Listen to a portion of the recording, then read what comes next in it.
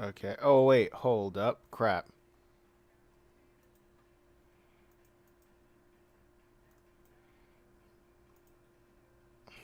Let me go to the... I still have too many... I still have too many tabs open.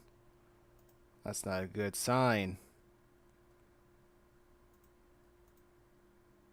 My mind... Okay, let me go live.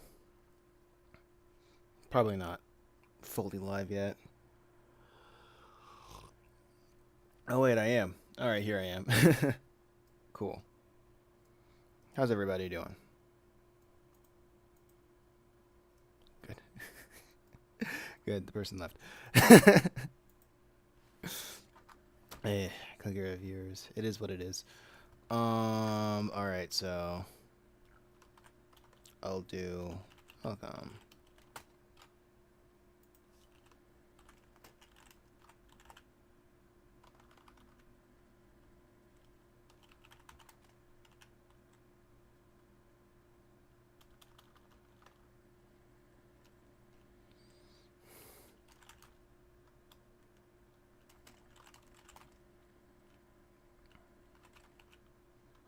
Let's see if I call it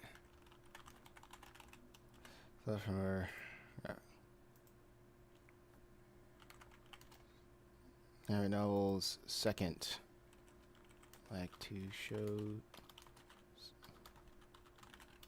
support. Third option.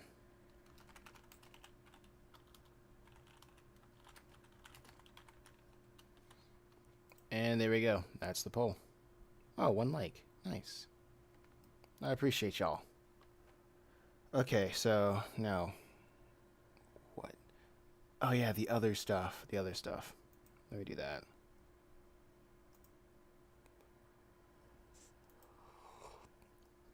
Let me go on Restream.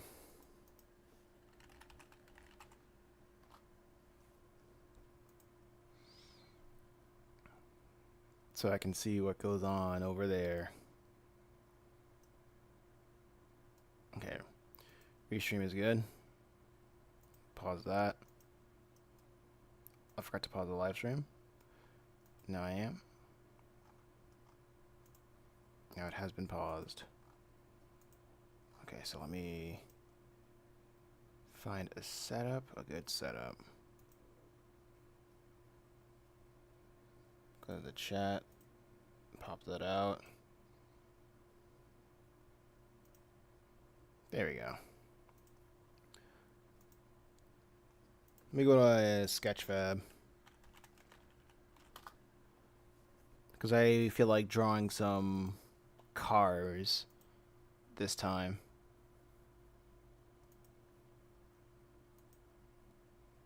And since this takes place in the modern day, I can draw some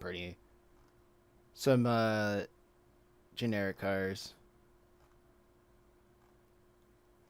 Come on, Sketchfab. Everybody just wants to draw. Okay.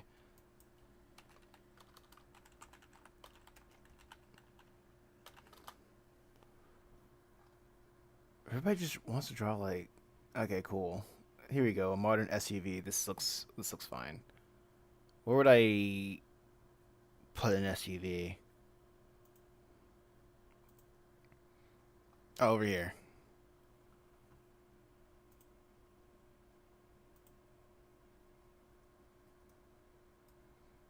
Okay. I should pop this chat out. Just in case, just in case.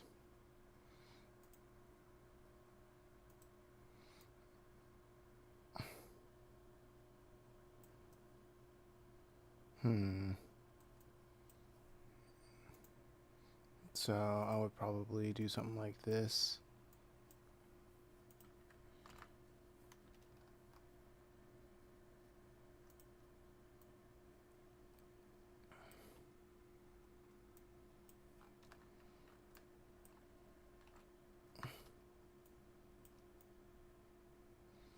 I mean, if it doesn't have an interior, then I probably shouldn't do that.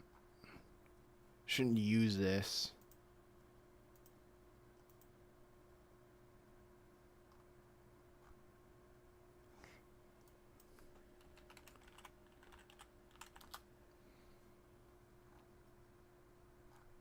I want to find a model that has.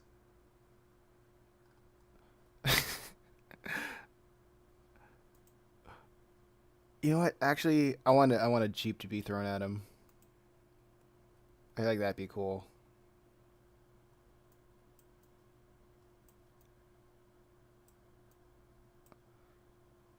So let's say it's this, right? I mean, you guys can't see it yet.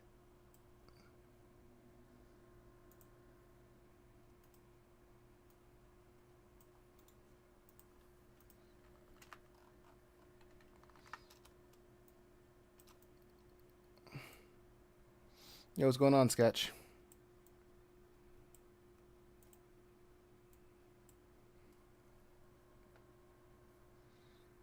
How you doing?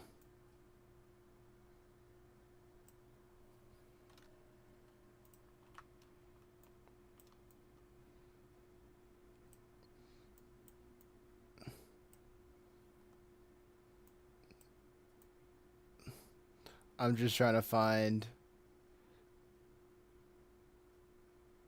a good general size. Alright, you.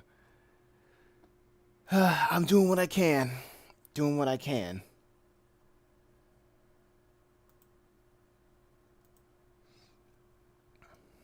Just sipping coffee. Every day I spend my time sipping coffee. I feel that. I feel that. But it is Persona Day. Look forward to that.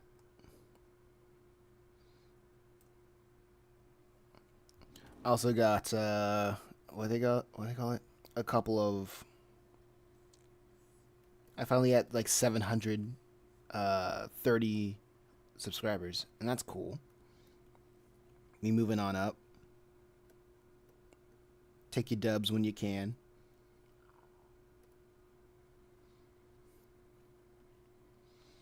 I was thinking about what? I was thinking about doing a panel coloring stream last night, but then I was like, ugh, I'm not convinced that I have an audience that wants to buy merch. Besides, I want to try out a faster version. I was like too impatient and I wanted to try out a faster version of creating comics. Approaching that 1K mark. Yeah, absolutely. Absolutely.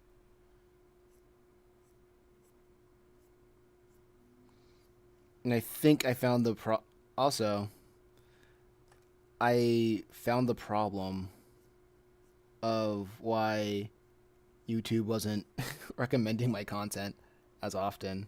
I feel like it. Probably gonna jinx it when I say it, but I feel like I figured out the problem.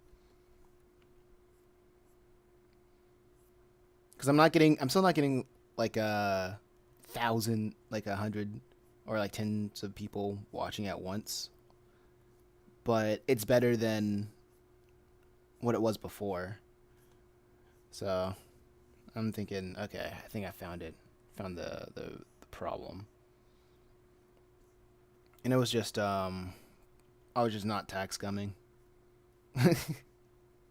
Filling the descriptions with tags, telling YouTube who this content is for. Constantly all the time. So I'm testing out that theory.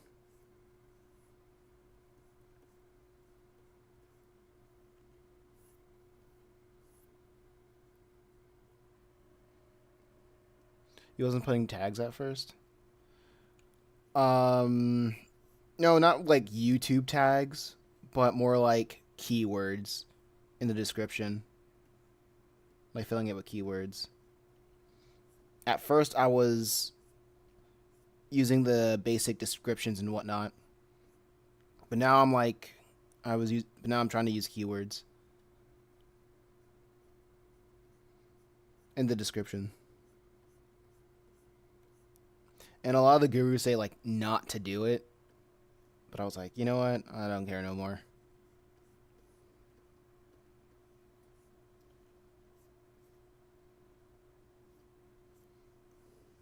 Like when YouTube says put tags on your videos, they preference that by saying it's not going to help that much. So I was like, oh, I'll take your word for it, I guess.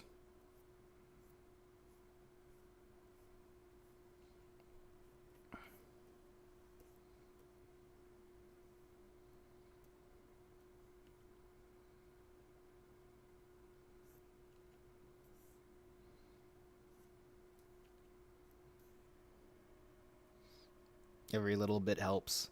Hey, Cornelius. How's it going?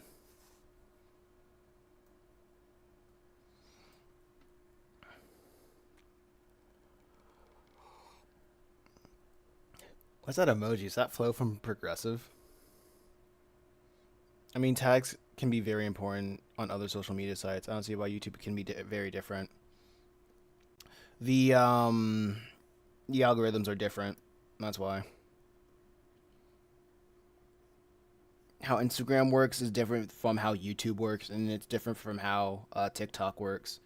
And from all those websites, it really feels like tags are pretty much meaningless. It doesn't help that much when it comes to discoverability because of all their algorithms are different. They were, yeah,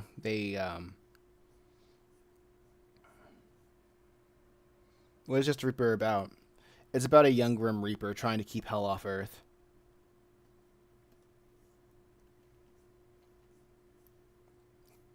He is, basically. I was checking out your YouTube content. Khmer Island looked dope. Thank you. It's very funny. Um, it's I'm my YouTube's gonna be flooded with Purgatory Academy content, mostly because I just have a lot more stuff for Purgatory Academy than Khmer Island. But I want to get to a point where I can just work on. I'll be able to work on a lot more stuff. So people who want to see more Khmer Island will get more Khmer Island. And maybe switch up my process. That's why I really want to make a living off of this in a way. How much story do you have worked out for Purgatory Academy? I think I've have like over 300 pages done, drawn pages done of Purgatory Academy because that's book 1, book 2, and what I have so far with book 3. Right now I'm on chapter 2 of book 3.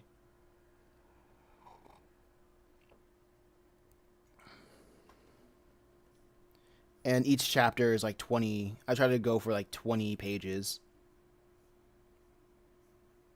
It's just why mostly just following shonen rules.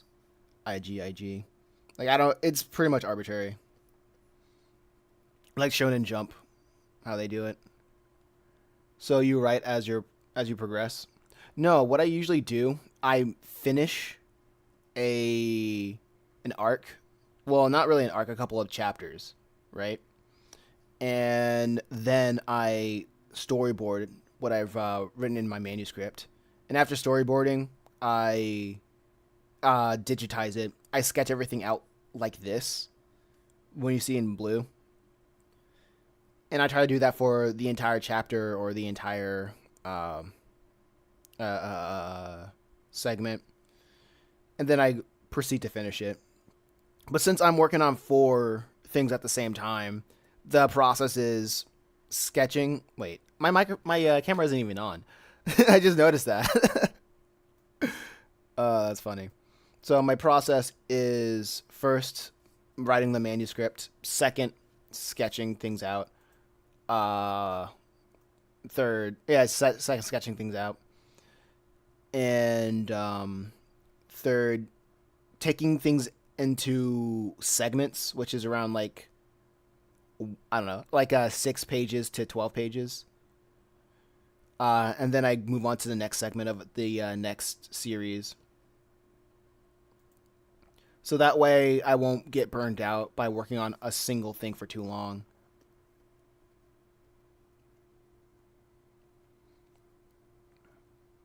Because when I look at something for the same thing for too long, I'm just like, ugh, it never ends. But working on something different gives my brain like a refresh because I try to I approach every comic differently visually. So it feels like I'm just like working on something different every time.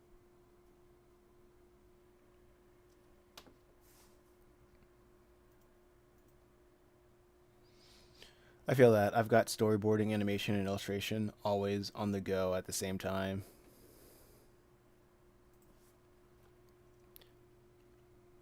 Yeah, I kind of got my inspiration from when I was working on animation, honestly, because like I noticed when I would animate, I would I wouldn't you wouldn't finish a you wouldn't finish everything frame by frame all in one go.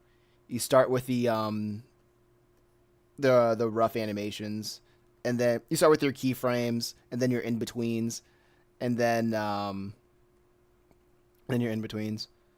Unless you're like the type of guy that does like follow through all the time, you know, like straight ahead animation instead of frame by frame. No, not frame by frame, but pose to pose. I mean, it's been a while. I always animated from pose to pose, and that was my process. So I'm taking the process of making these four comics in the same vein of how I used to animate,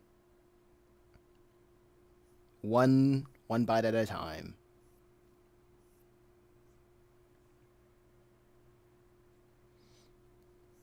And I think I still have my animations up on my YouTube channel, but I didn't animate that much. And when I did animate, nobody really cared. So, like, so I was like, whatever. I do post to post for my keys and breakdowns. Then I basically straight ahead between those frames. I feel that. I remember trying to do as much different methods of animation, and I loved animating in OpenTunes. That was my go-to software. Well, it's because I was like I loved freeware. Everybody was using Adobe Animate and whatnot in CS Flash, and I was like, no, you can't even freaking can't even rotate the canvas in Flash. I don't care. This is gross. Experimental animation is so fun. Yeah, I think the last thing I animated on YouTube was um a fan animated thing from a song called "Summer's Like a Dream," and nobody cared. So I was like, you know what? I remember I spent like 13 months working on it with no fanfare. With like, and YouTube didn't really show it to anybody. So I was like, you know what? Animation sucks. You don't get anything from it. So then and plus I wanted to tell stories. I still wanted to tell stories. So I was like, actually, I can probably do what I need to do with comics. And I was able to get to tell more of a story by more of a visual story because I'm a visual storyteller. And I was able to tell more of a visual story by doing this. Because I always love storyboarding most of the time. Anime is great for puppet rigging. I use Toon Boom for my frame by frame though. I feel you. I feel you.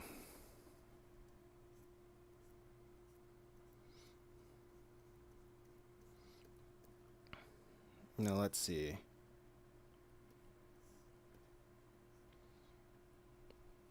Hold on. Oh wait, let me see if I can turn on my my camera. If that's possible. There we go.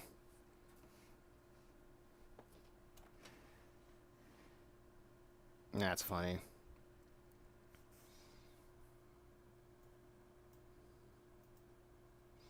That camera was off for a while. Okay, so let me see if I can open up Oh yeah, that's the interacting chat. Oh yeah, this is the pop out.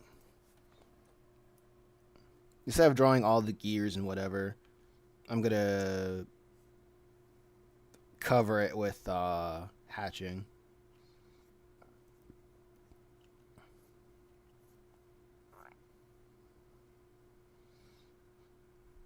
So yeah, yeah. I don't know if I'll ever go back to animating again.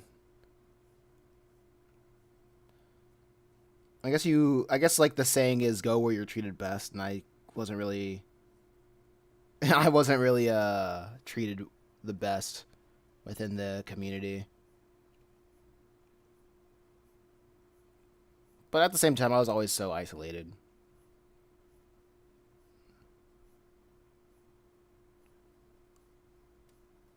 I think at the time, I mean, I was hanging around with a Newgrounds esque group, and at the time, everybody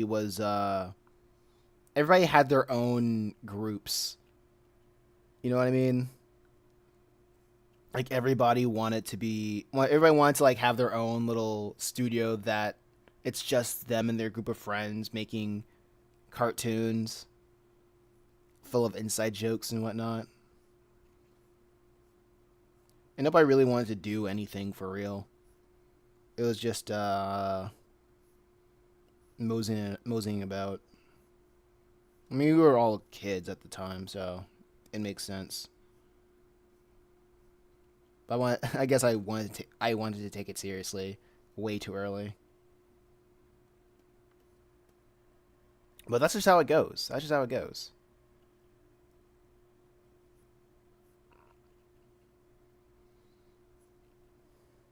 Yeah, it's hard to find more serious artists in general. To be honest.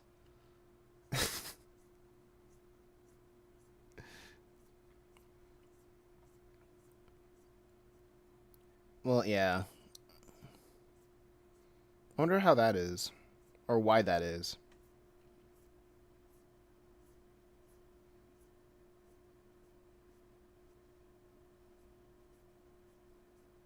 Like everybody wants art to be taken seriously, but the majority of people that delve in art, they don't take it seriously themselves. I've been trying to find people to vibe with at an overachiever level, but it's not really on Twitch. Hot take: art for viewers on Twitch feels like theme park anime characters.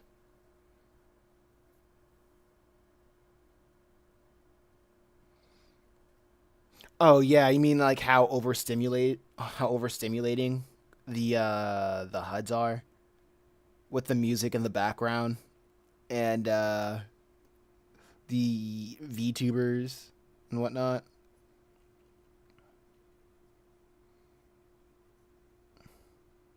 VTubers, music in the background, like overstimulating user interfaces. No, not like that. I mean like the business beyond OC commissions, etc.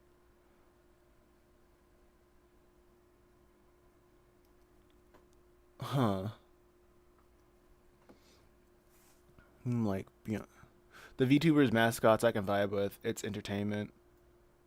Yeah, I mean, shout out to them for understanding how to make art, how to make drawing, art, and whatnot entertaining for the masses. Like how getting people interested in whatever they make.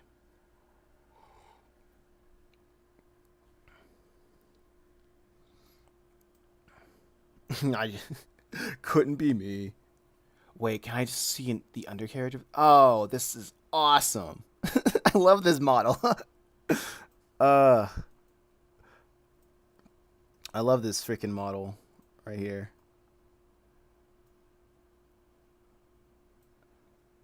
But what do you mean? Like, can you further elaborate on VTubers and uh, beyond OCs and whatnot? Maybe I'm slow and I am hard of understanding.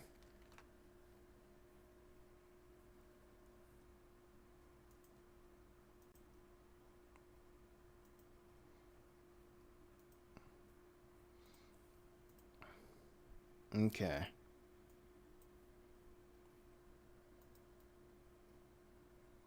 Oh, like people ask artists to draw their OCs in their style, except. Oh yeah.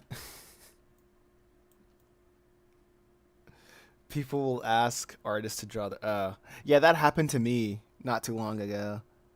That's kind of funny.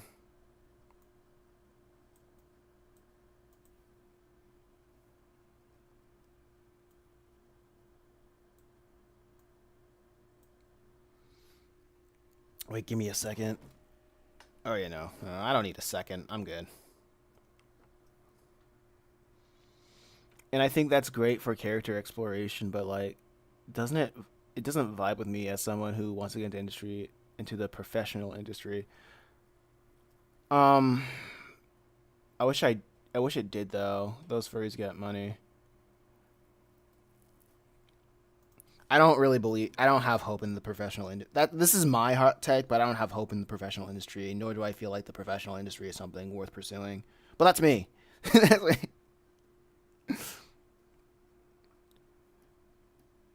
Like it's just the things that I've seen. I just don't really understand. Plus my understanding. My thing is very much get it. Uh, you get yours and whatnot. Well, I say quote unquote professional industry, but I mean like I want to make something that have a and have big aspirations for it. Okay, I feel like having the understanding or of the art of scaling down is very good. Is a very understandable thing. Like you can make what you have big aspirations for, but you have to understand since you don't have the. I'm at the thing of like don't let perfect be the enemy of good. And if you have aspirations for something, just do it. But understand that you have to scale it down to have it done as soon as possible. But actually, that we're probably talking about something else entirely. So anyway, um, but I see like nah, keep it big. Nah, I keep it big. I like to dream big. I mean, that was kind of my writing partner Matt, my friend Matt. That was like his thing with Just a Reaper. Actually, he wanted Just a Reaper to be uh, a whatchamacallit, a cartoon, and ship it to different networks the after we'd written the pilot, the manuscript for this chapter. Well, not chapter, but this volume. And after years of shipping around to agencies and getting rejection, I told them, no, this is not what you do because these people like nepotism runs in these veins, and you're either part of the tribe or you're not. Essentially, there's no working to go up. There's no really working up the ladder, right? So you're either part of the tribe or you're not. There's no working up the ladder. The people who work up the ladder, they're just very, very rare cases.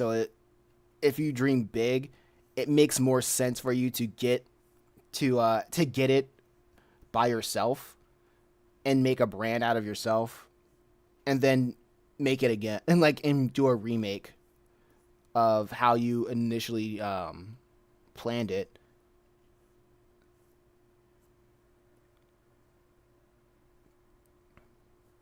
Do you guys have an editor? Nope, not really. My philosophy is usually my quality insurance is when people start complaining because I don't have time. Because like right now, I don't feel like I have the luxury. I don't have the time luxury to only craft my work when I know my biggest struggle is getting people to look at it or even respond. You know. So I'm like, why should I have an editor when I can't get people to when I'm trying to my main struggle is getting people to read the books. It's funny to me. Do you trust people to give you constructive criticism and feedback instead of coddling? Yeah, I trust people to give me constructive feedback because at the end of the day, I know what I want to tell. I know what my story is about, and I know what my story is about, and I know if someone's criticisms will get if someone's criticism will get to how get to a more refined version or a perspective that I have not thought of before that could relay that message in a better way. Because usually what I do that scares a lot of people off is after somebody said they read it, I will like the first thing that I usually ask is what did you hate about it?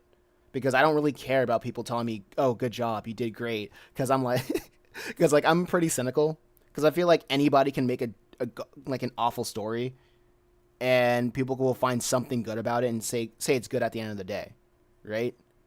So I'm more interested in hearing people say what sucked about it, because at the end of the day, I don't care about praise.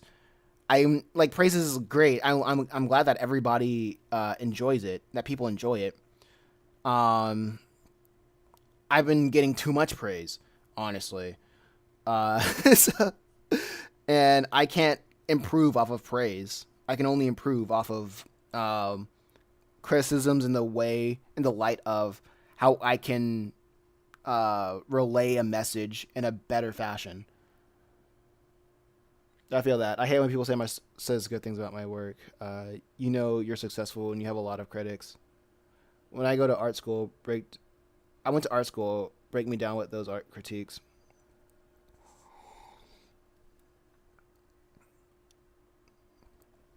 It's and also I think the worst thing about no also after doing this for so long and unhealthily, I feel like it's just an unhealthy amount of time of just trying to make it. I realized the worst thing to me isn't critique. The worst thing to me is being ignored. Because if I get critiqued, if someone just says, "Oh man, this idea sucks," period, I'm like, okay, at least I know you see it. At least I know it's not for you. At least I know where you're coming from X, Y, and Z, right? But when people just look at it and don't say anything, that's when there's nothing that I can work with. That I don't know how I can improve. So I just have to I feel like it's an exposure issue. Like no feedback is pretty much the worst feedback. Cause like I feel like the most common critique that I have on YouTube is that I'm using text to speech voices for my videos, right?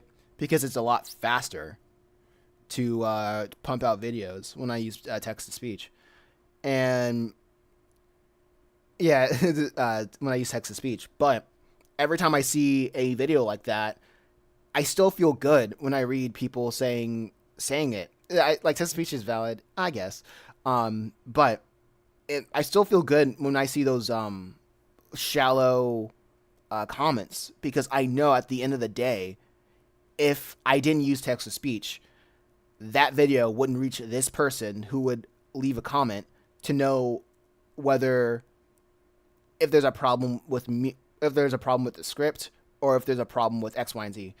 But their main problem is just me using text to speech, and I'm like, all right, at least you see it, at least you left a comment, and that's something that I can work with. And what I take around, and what I take out of that is, oh, this is reaching people in a way that I couldn't reach people before.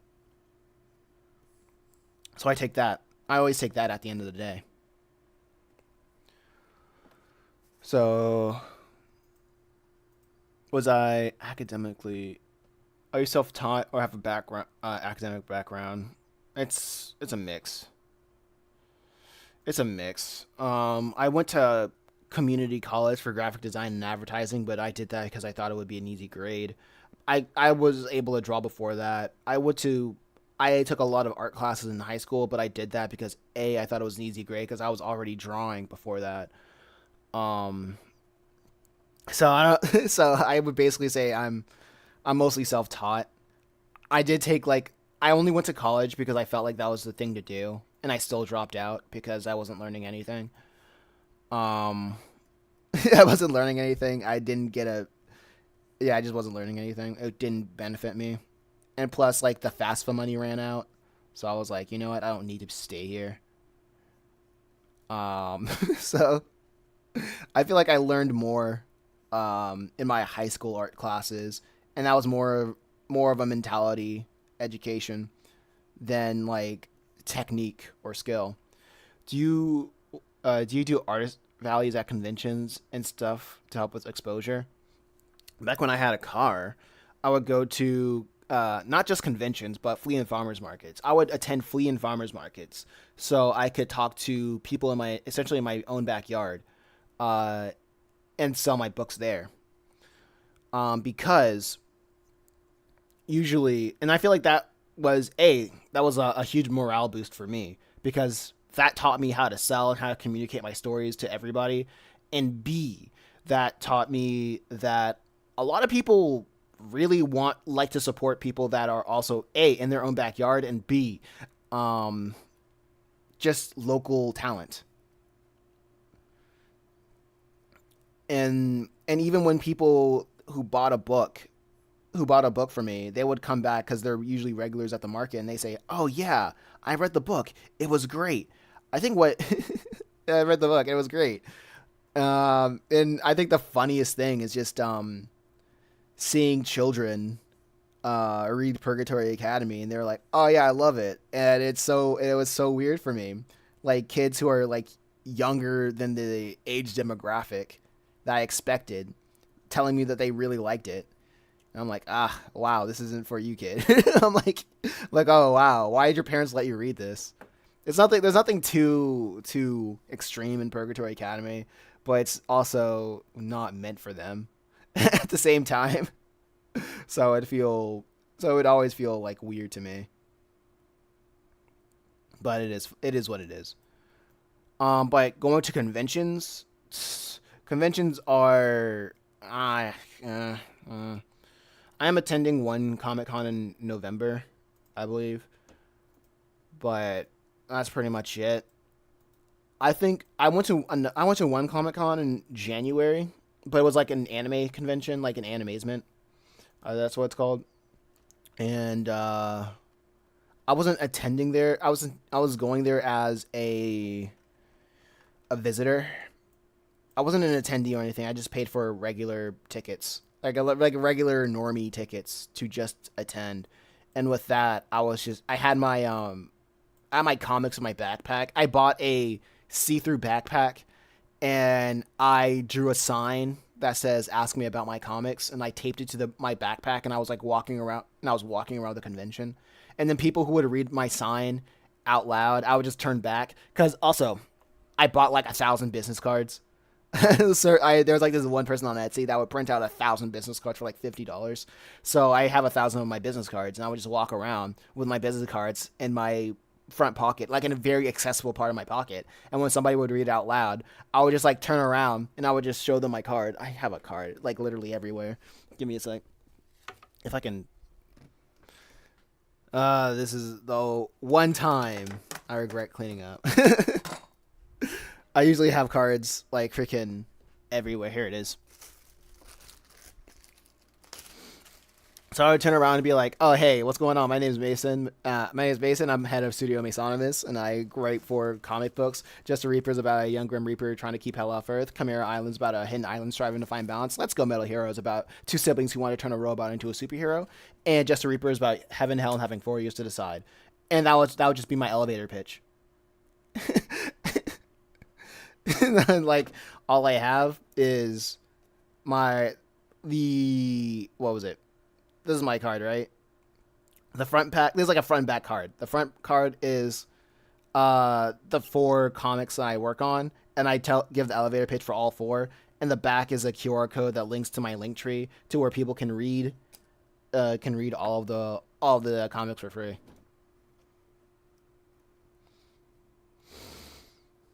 Because right now it's like my exposure campaign. That was my exposure campaign. I would just go to comic cons with my books on my back and like a sign that tells people to ask me about my comics. And also, I would have people, because I have my books on my, like I carry my books physically everywhere. I would have people ask if they could buy books right off of me, right? So I would like I remember I did that in Animazement, and I made my money back. I made my money back just by doing that. I think it was like around like $120 to like go out there for a weekend, and I made all my money back in like the second day because like that was I thought about that idea on the spot basically of trying to find like the best way of doing that kind of vending strategy. So that's my exposure. That's what I do because like I said, it's been very hard for me to essentially make money doing this because I made the majority of my money like selling comics physically.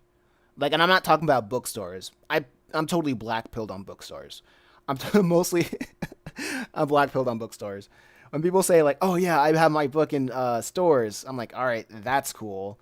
That doesn't really mean anything to me because I don't know. I just haven't heard a lot of great things about bookstores as of late. Um, I'm not against it, but a lot of things that artists say, it's very much uh, fronting of having success, or like they're getting a lot of sales. Like for me, sales does matter. It's cool that like I have people buying my books, but I'm pretty much got to look into other avenues of how people can support me, being in other avenues being a merch. I don't know if you're still here. I've been yapping a lot. I don't know if I'm boring you. uh, I was just going. I have my black coffee, my strong black coffee. I'm here chilling while I animate. Okay, cool, cool. So anyway, I say I'm trying to I want to do more print on demand stuff like buttons and stickers and t-shirts and whatnot. I mean, you was answering the question. I felt like I was going on a tangent, but anyway, as I was saying, I feel like people who say, "Oh man, I got my stuff in bookstores. I got my X, Y, and Z. I got da da da da da." I'm like, that's cool, but I noticed that when I was like selling in my flea markets during at flea markets, not everybody likes books. Not everybody's gonna read it. Not everybody wants that, but people like other ways of showing their support, as in buying stickers or buttons. And I want to try that out. And the main thing that's deterring me from ever going forth with it is not really having the audience. Like I fear that the audience might not turn out, and I would just like waste time trying to set everything up as I did like 2 years ago. But at the same time, things have changed. At the same time, things have changed, and I do have a larger following than I did 2 years ago. Like freaking 2 years ago, I didn't even have like 300 subscribers. I didn't like 2 years like YouTube right now is the platform where I have like the biggest following in terms of numbers that I've probably ever had on the internet. Well, not I can't say that, but if I when I reach like 1,000, then YouTube. When I reach 1,000 subscribers, then YouTube will be the platform. Will be like the most time I had anybody following me on the internet. So, like I said, my biggest worry is maybe people will not turn out to like buy the stickers or whatever. But like I said, people do. If I had merch or like a different way for people to support, then I'm pretty sure that'll be an avenue for people who just don't care about that kind of stuff, don't care about buying books. So I guess that's why I gotta do later. I gotta find some time to make that. Maybe tonight. Maybe I'll do that tonight. Because I don't think I have to make anything new. I just gotta put it out there and be like, okay, I have this, guys. Do you guys want it? What series do you want merch of? Because for a while I've been doing research in like print on demand websites and how I could do that. Whether people want shirts or whatever. But yeah, that's my thing. That's my 2 cents. That's my 2 cents. I forgot what the question was. And I forgot if I answered it correct accordingly.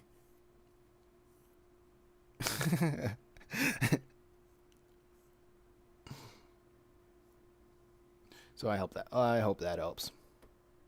Whoa, 5 more views until we reached 100 views. Pretty much answered. Yeah, boy. Maybe I should clip this. Maybe I should clip this and put it on my YouTube. But that's what people are probably gonna like jump out for the first whatever. I would do more clips on YouTube, but freaking, it's annoying. It's annoying to go back to listen to what I've said, or trying to find copy and paste whatever. Hey, but whatever, it's whatever.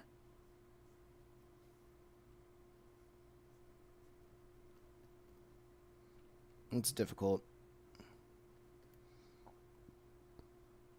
It's a way more difficult to find clips on YouTube than making clips for the motion comics.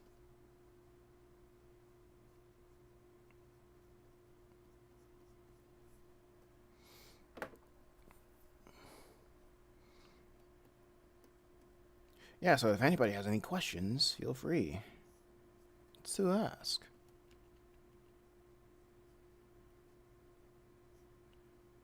I know the clips are a good way to promote the lives, but I don't know. Priorities. Okay, so that's what it is. Let me see if I can turn off this thing. It's being annoying. Okay, there we go. Damn, did you hear the announcement that JJK is ending next month? Oh yeah, my friend told me about it, and if I'm correct, weren't they doing that to make more room for Hunter x Hunter or something like that?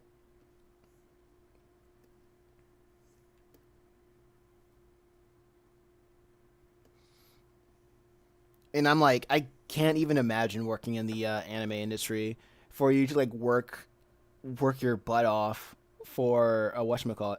Like, can you imagine working in the not anime but the manga industry? You work your butt off to like make a manga and you run that for years, like chapter after chapter, and then like in any day your boss can come in and say, hey, five more chapters and then you're out of here. Get out. You have 5 more chapters to wrap this up and then get out of here.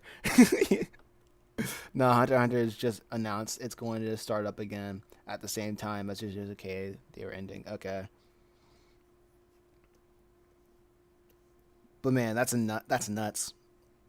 Like walking into your job, like knowing damn well that it could very well be your last. Job security does not exist.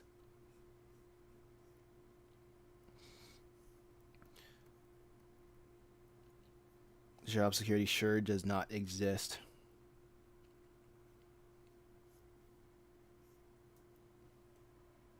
I feel like there is a way.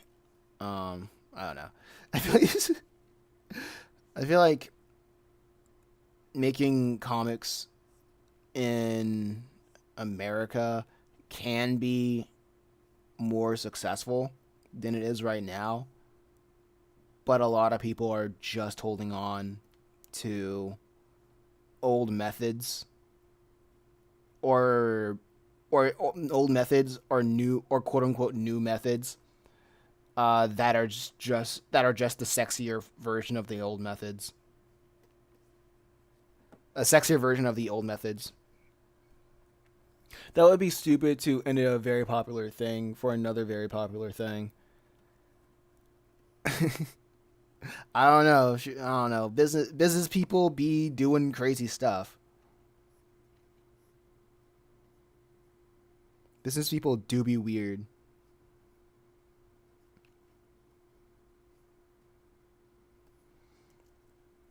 Like the entire like I mean, I know the entire manga and anime industry is just freaking nuts. It's hard to tell with these people sometimes.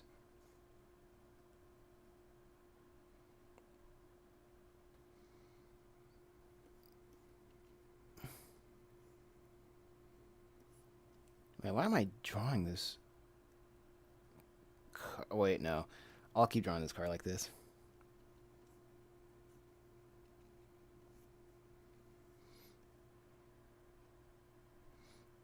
Or do be like that. Oh, hey, 100 views within the first hour. Let's go. Yeah.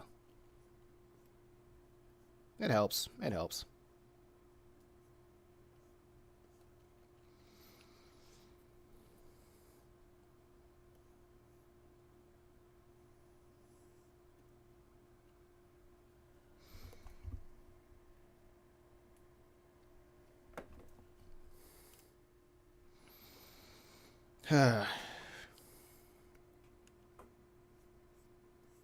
Let's see. Let's see.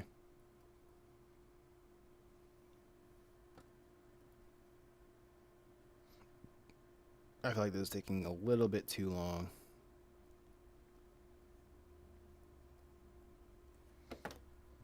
Oh yeah, I wanted a. Actually, I'll put this. I'll bookmark this. Man, I don't have a freaking. I want a.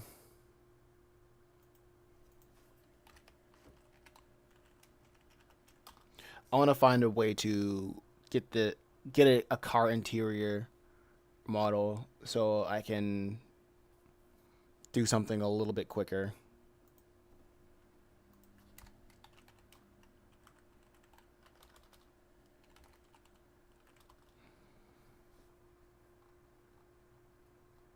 Like everybody wants to do these tricked out freaking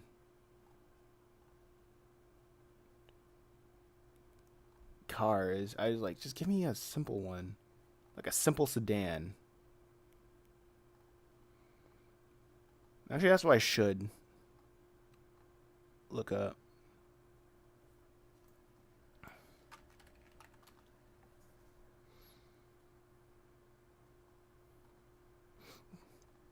But yeah, I think the answers that we're looking for are already here. It's just people don't want to they don't want to listen to me. But that's just how it is.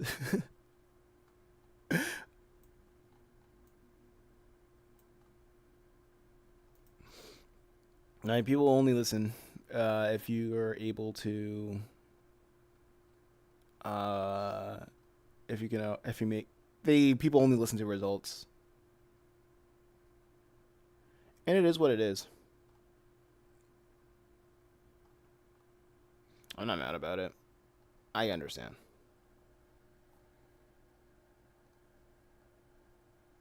And also, people really like people are pretty much out here for the status.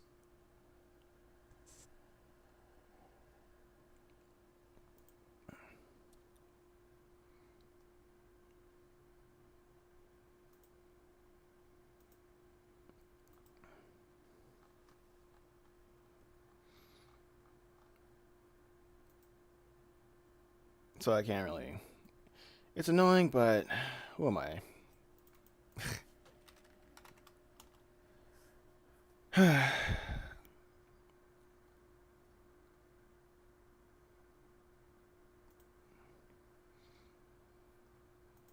That's a car from the 80s. I'm trying to look for a car that has...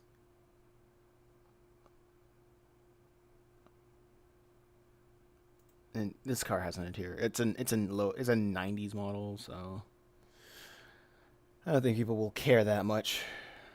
Oh yeah, and it has a clear interior too. I can use this.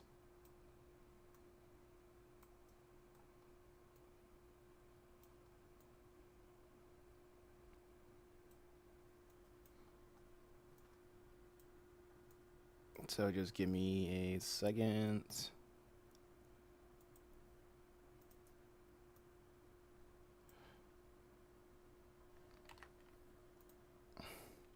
I'm gonna take this thing out.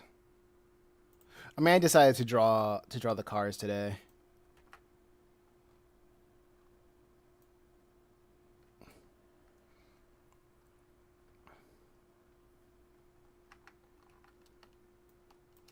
And if it doesn't look good, then I'm like, ugh.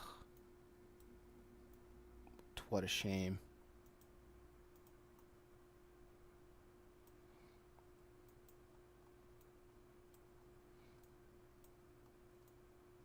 The weird thing about sedans is that they're so low.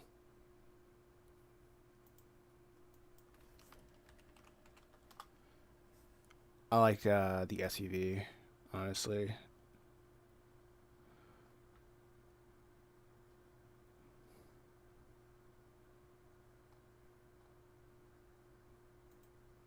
Like a low poly generic SUV.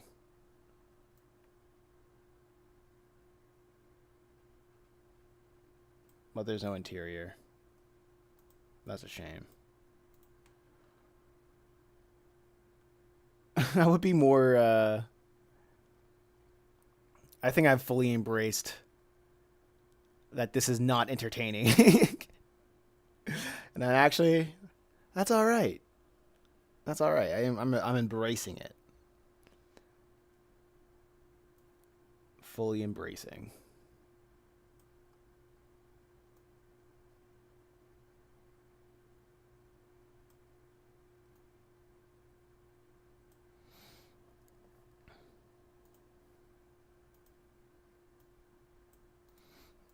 Wait, hold on. Let me check the live. Okay, cool.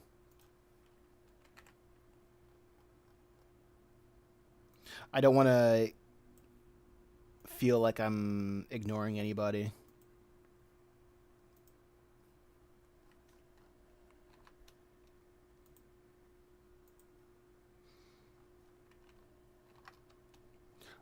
I saw a thing, a video that tries to say like Kick is on the rise. Not a video. I was like, I was looking at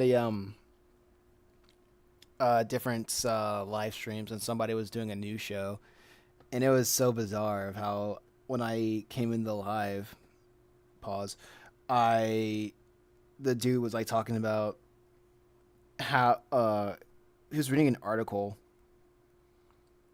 about streaming platforms and their performances, and in Twitch was like losing performances of people who are using their whatchamacallit, their app or website a lot less, and people are using like YouTube and the other thing and Kick and other stuff way more as time progresses. And I was like, oh, that's kind of weird.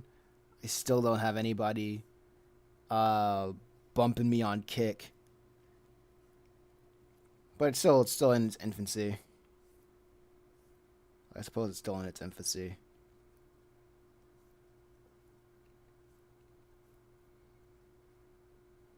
It's kind of funny seeing people find me on Twitch every now and then, every so often.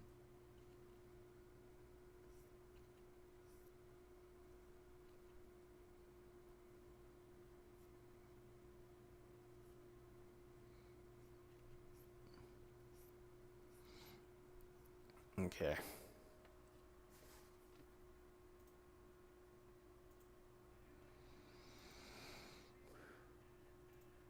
Good. Alrighty.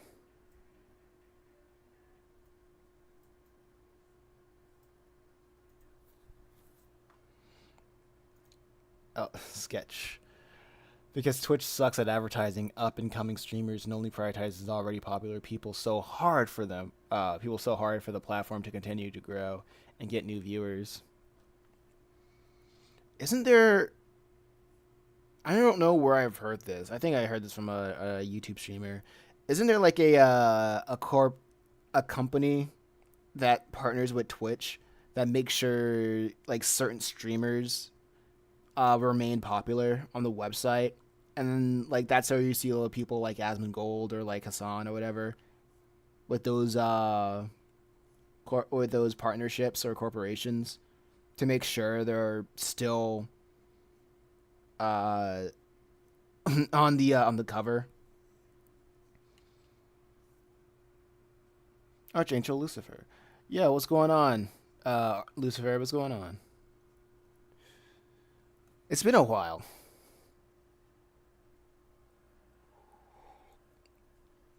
I just been working on the other comics.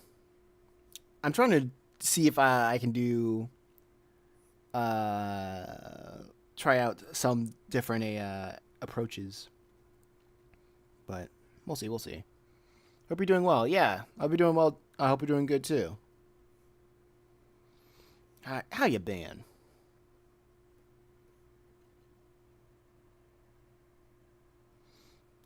With your work I'll be doing well with your work. That is, still doing the same thing, trying to get more people interested into the comics, into looking at it on YouTube or watching streams or what have you. So that's why I'm just essentially spamming as much as I can on spamming as much as I can on shorts and whatnot. But like as always, thank you so much. Right now, my approach is brute numbers will win out. Keep up the good work. Thank you so much, and also thank you for chatting in the what's call it, the live stream chat. It really helps keep the stream interesting. It maybe encourages more people, more lurkers to interact in the YouTube Shorts stream. Okay, so let's see what Sketch says. Never understand why people like Hassan and Gold are as popular as they are. Why? Like they just stream dudes, and Hassan is not really good. Is not really a good person or that entertaining. I What makes sense to me is that they have. Oh, by the way, face reveal when.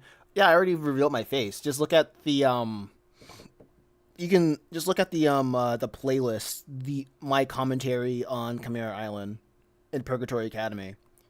I have a on YouTube. I have a playlist where I commentate on the first 20 pages of Purgatory Academy and the first 20 pages of Chimera Island, and I show my face on those two. They're unlisted, like they were never unlisted, but I never really set up a playlist showing it. So like I don't hide my face. It's just people don't look at my videos. I guess people don't know which videos to look for.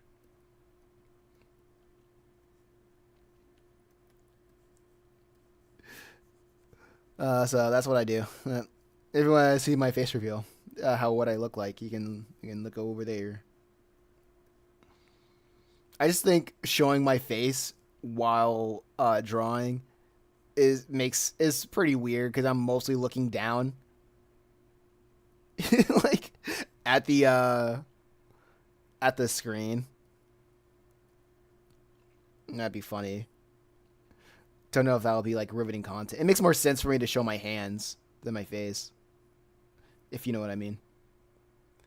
What's the name of the work you're doing? This is Just a Reaper. This one's about a young Grim Reaper trying to keep hell off Earth.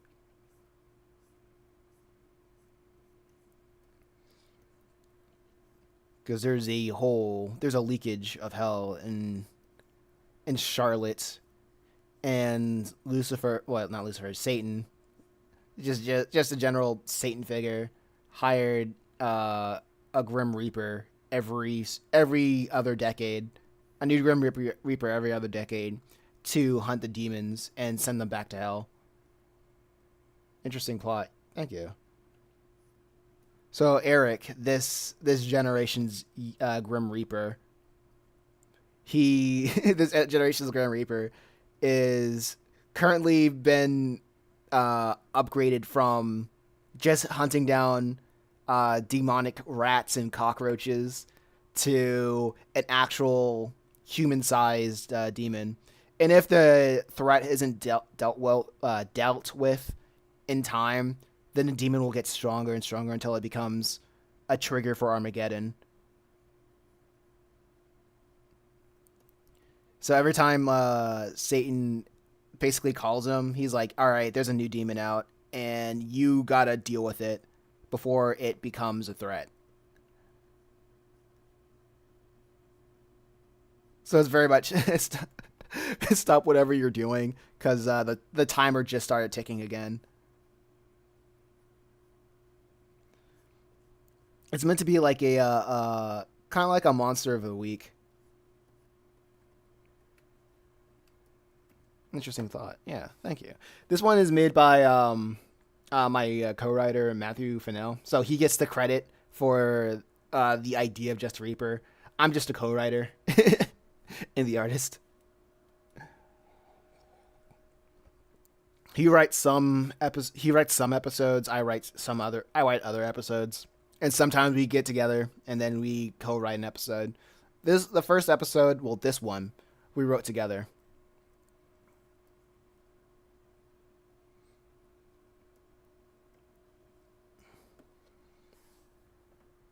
So that's what's going on.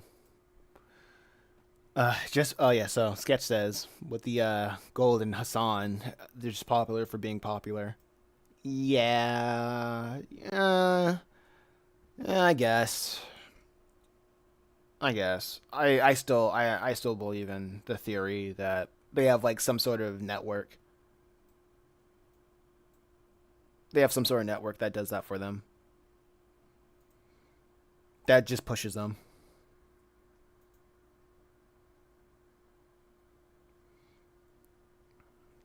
Man, what the heck?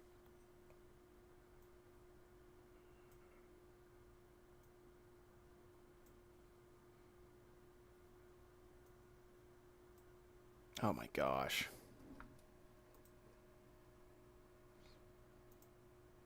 Was it this one? Okay, here we go. For a second, I lost the whatchamacallit. But no, I found it again. This is going to be a difficult thing. This is going to be a difficult one.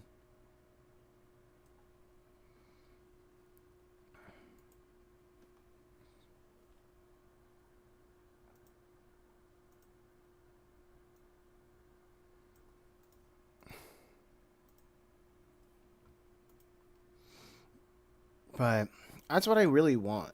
What I really want is...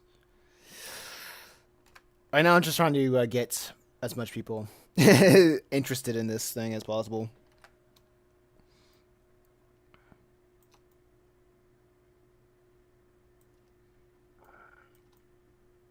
I think this is good.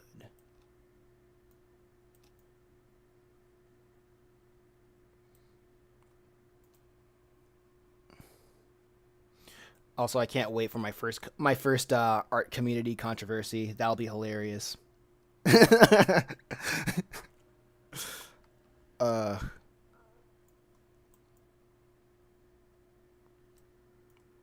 no, it should be smaller. It should be like this.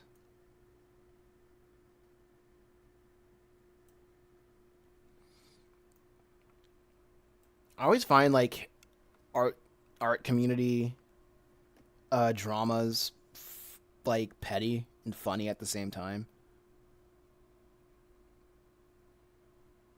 I think the most recent one that I saw that I keep seeing being popped up on my feed, not live, but on my YouTube recommended feed are people saying that popular figures in the art community are saying, "Oh yeah, using AI art as a reference or a tool isn't like the worst thing ever, maybe."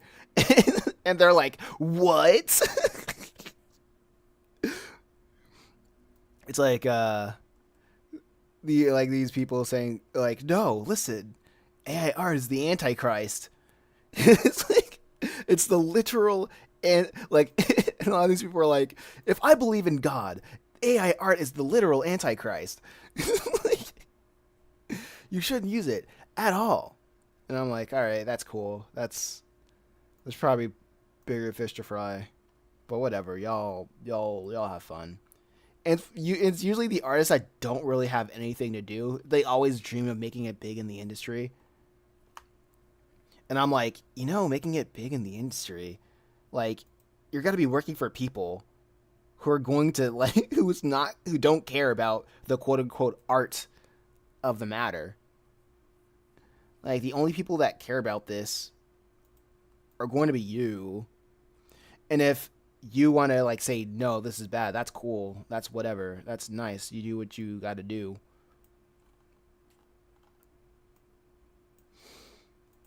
But there's bigger fish to fry. I feel like there's bigger fish to fry. Well, that's me.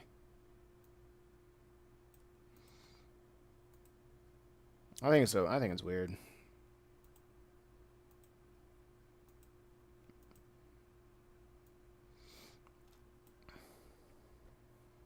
The tool is how you use it.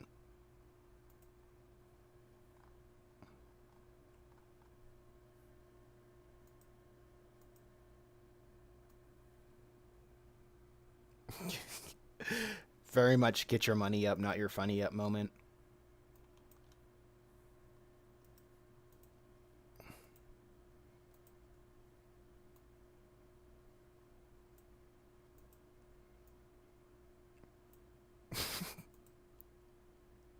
Like artists still don't know how to get paid for their work properly.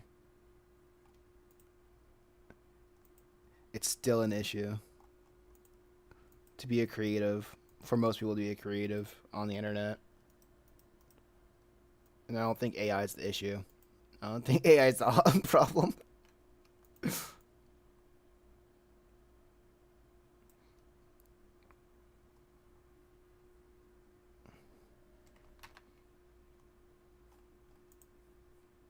Apply transformation, yes.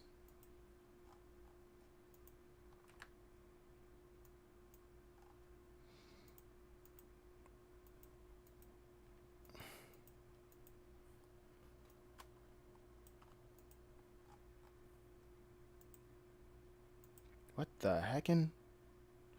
Did I do this wrong?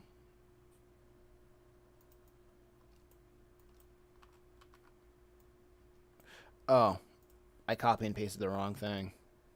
Silly me.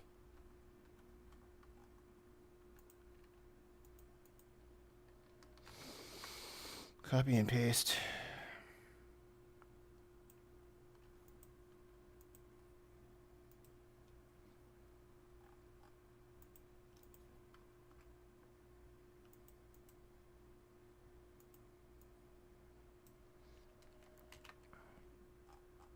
Well, this one is going to be up here. Pasted like that. Down here.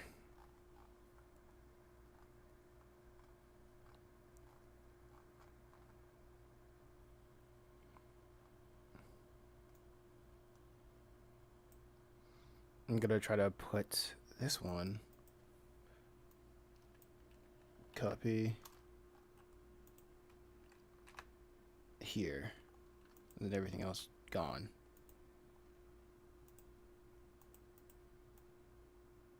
And then move it right. Uh-oh. Where's the car? There's the car.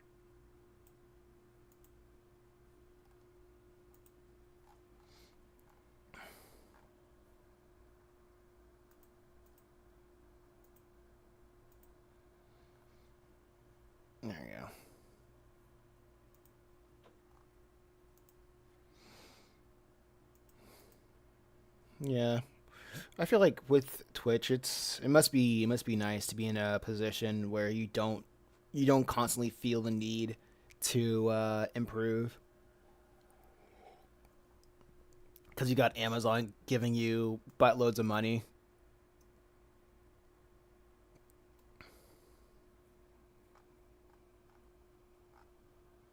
Because if you got Amazon money, then why even try? It's like, why even try?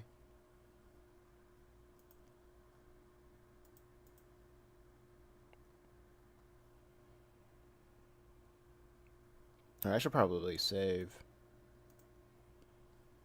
Guys, always save often.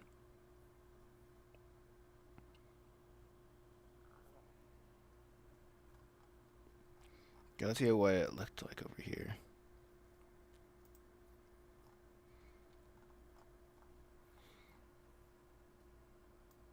Okay, so it's like over here.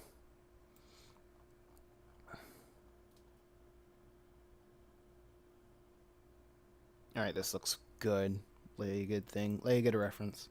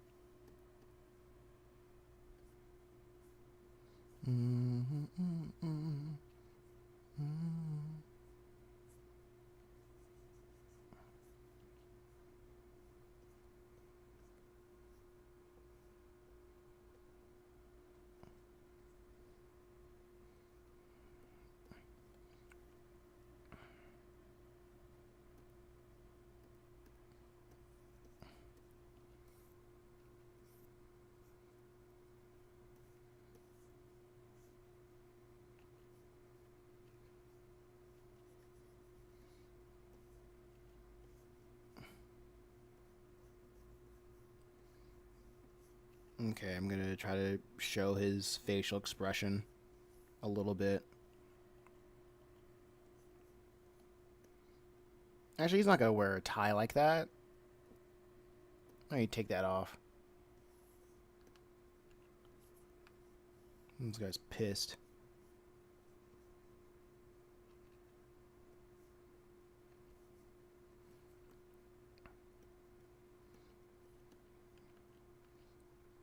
Not sure what he would wear.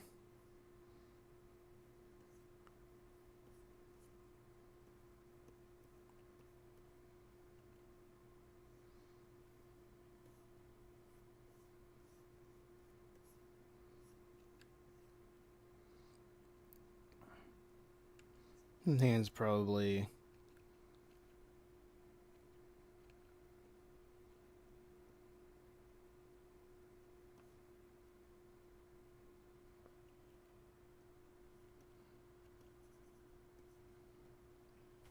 I'll probably do something about his hands a little bit later. Work from big to small.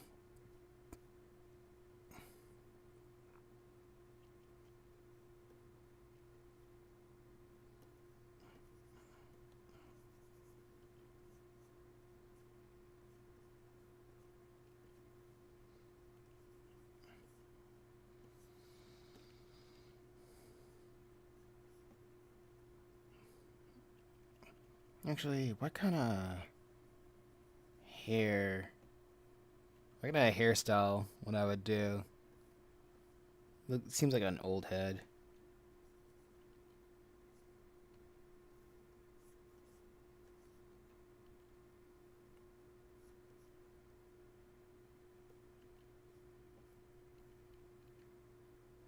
I can just make him bald.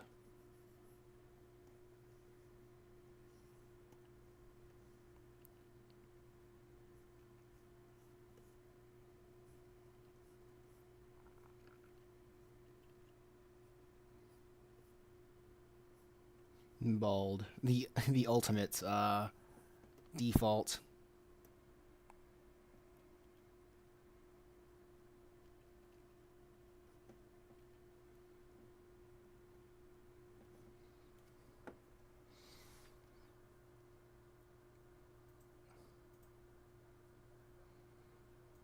Okay. Let's give me a second.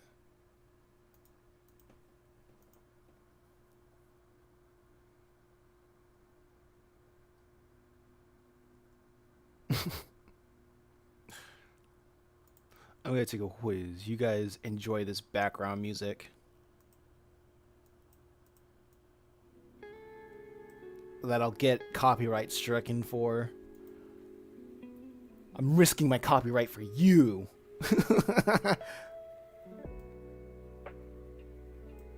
Okay, let's see. And I'll leave it on this look of Eric.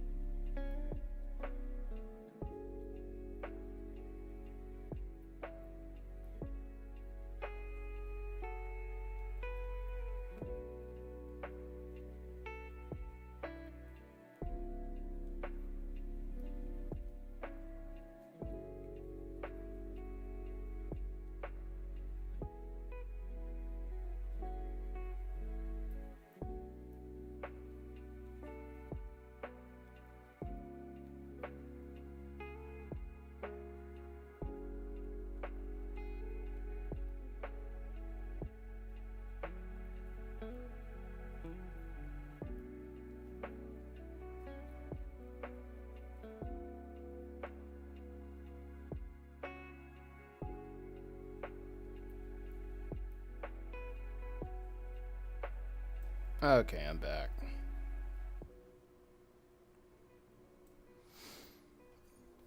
Maybe I should leave this on.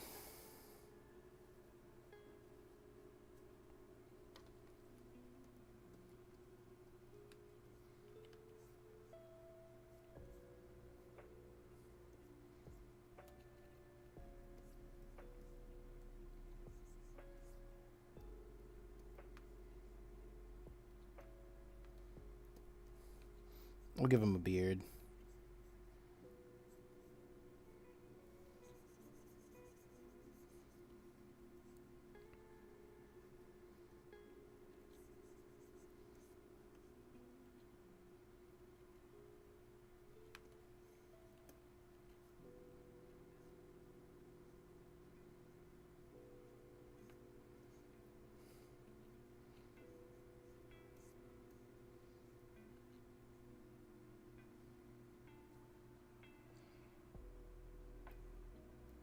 Okay, okay. Nah. Whatever.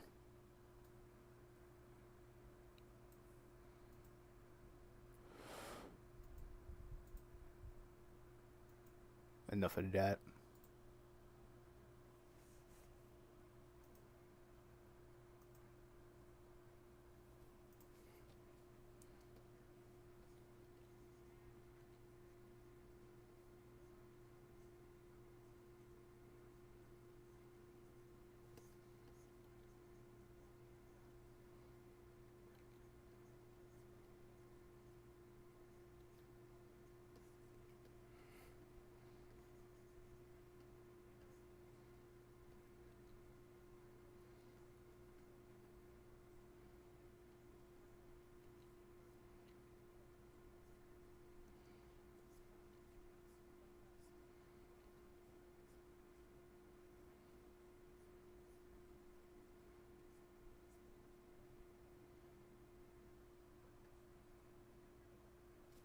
Wait, let me check.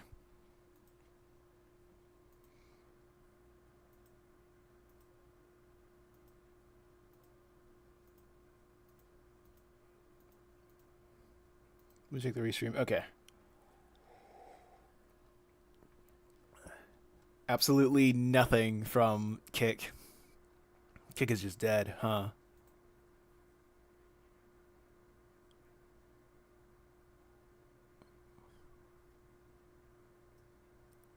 Yeah, Kick is just dead.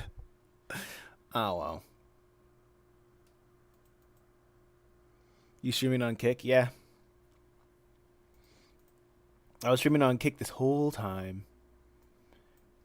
And like the better half of like last night's stream.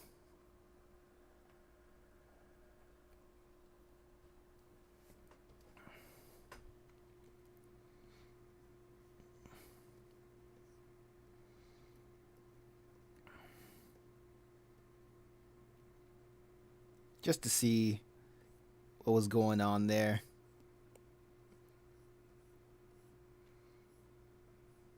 I guess Kick equally doesn't really care about art streams.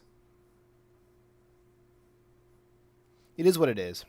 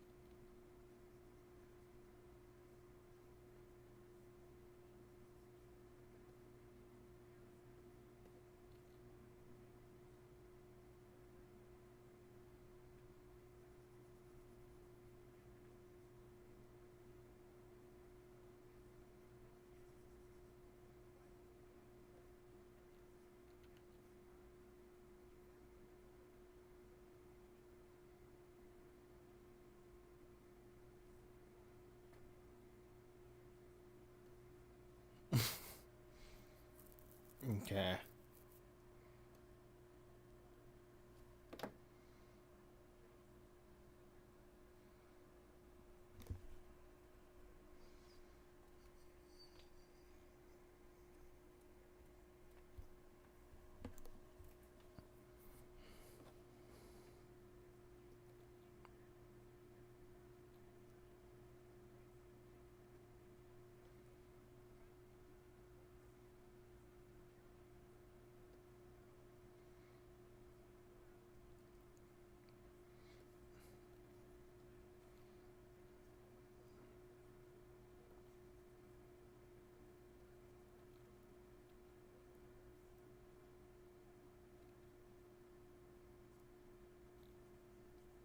Okay.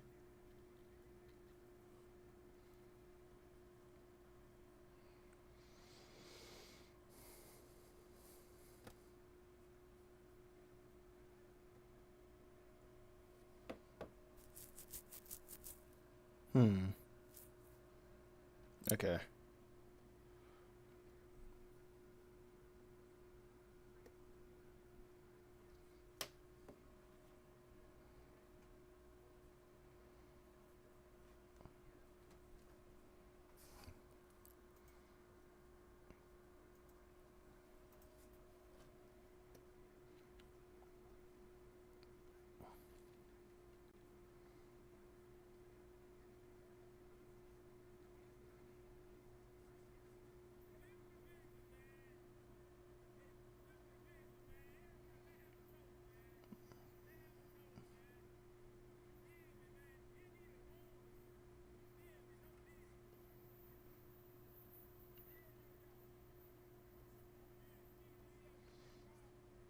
Why are everybody? Why am I getting freaking videos of people doing whippets? That's crazy.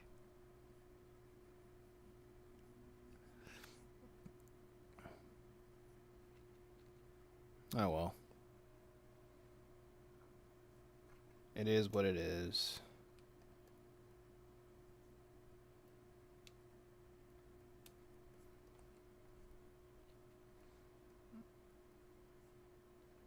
Actually, let me try to do a silhouette of his hands like this.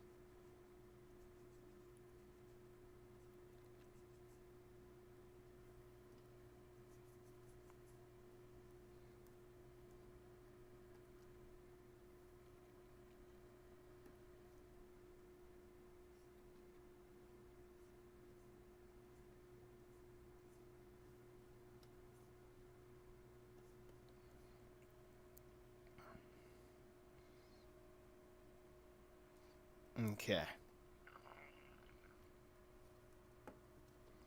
Well, 4 more views left until 200.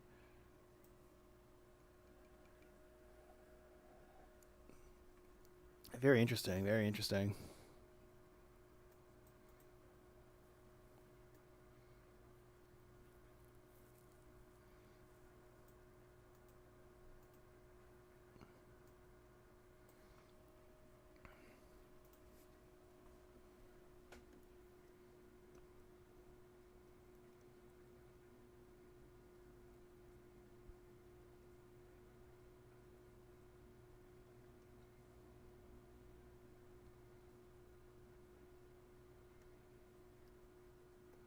Actually,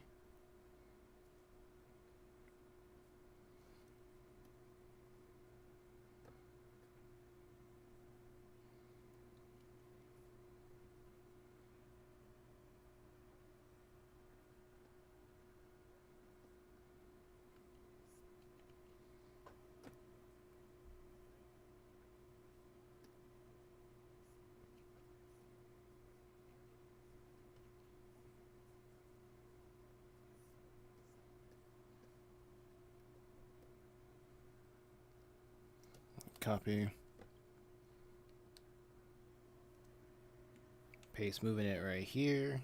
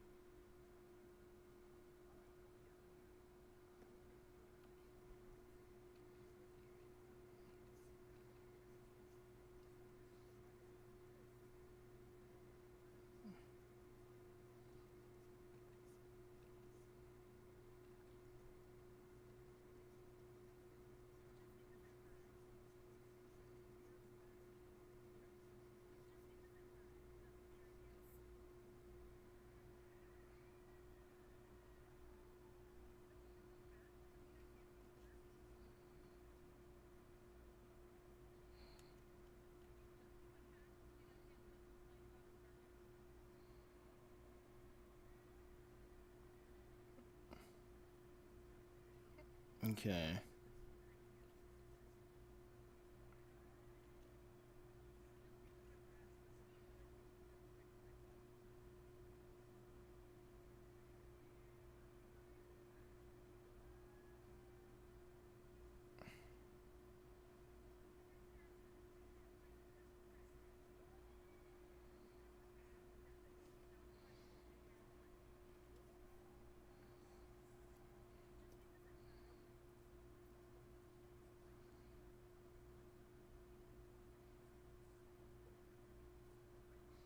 Okay.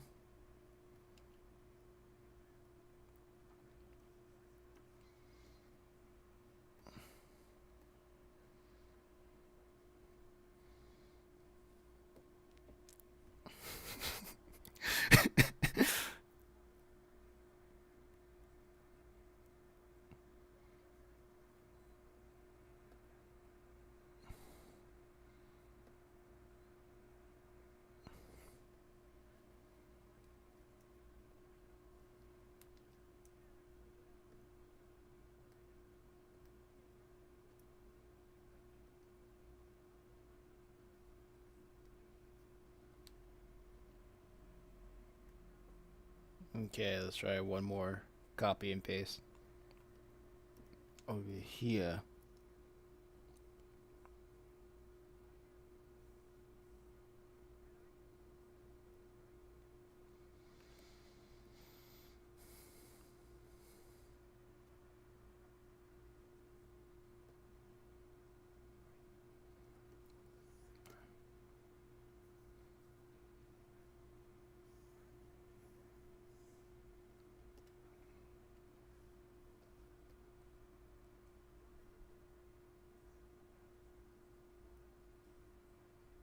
Okay.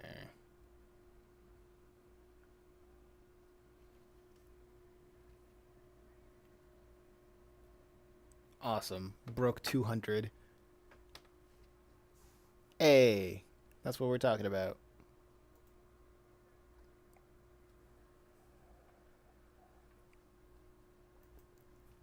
Heck, it's cool how the views are rolling in again. Okay. I feel like that's the wave.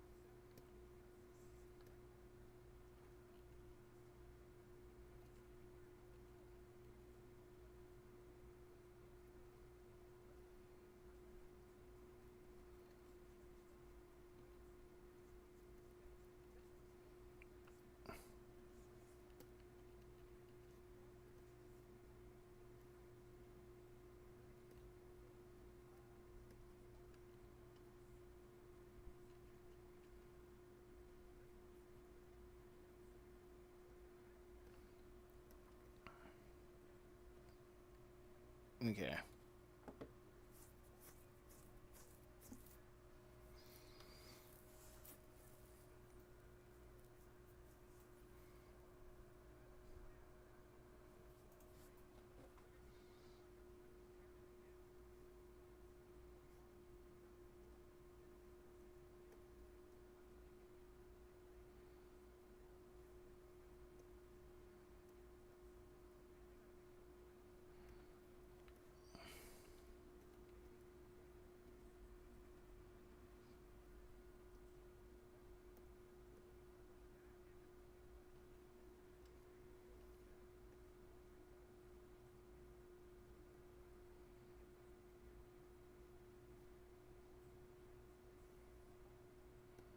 Hmm.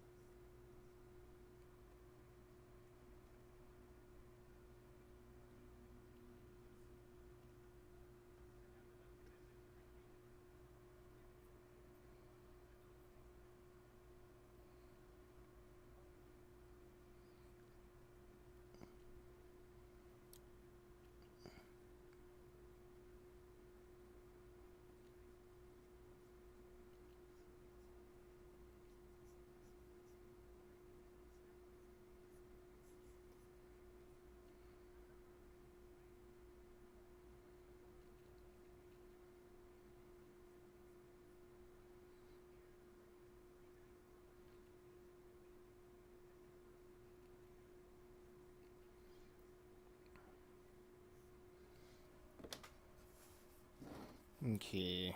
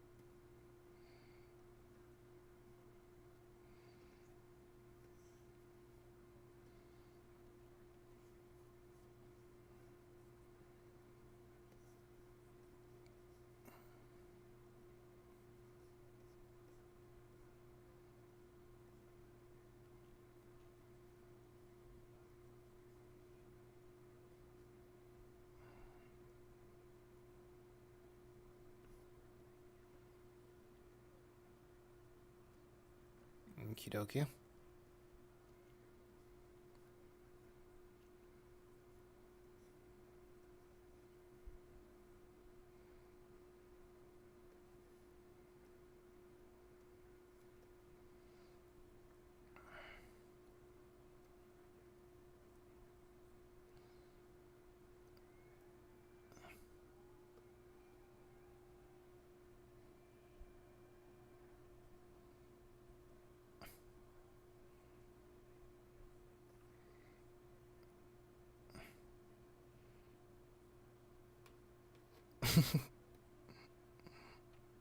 Okay.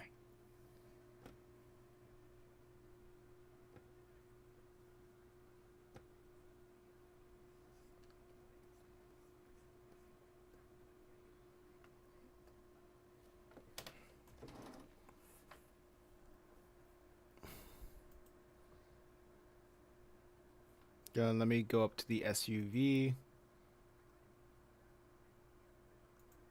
What do you mean by the Jeep?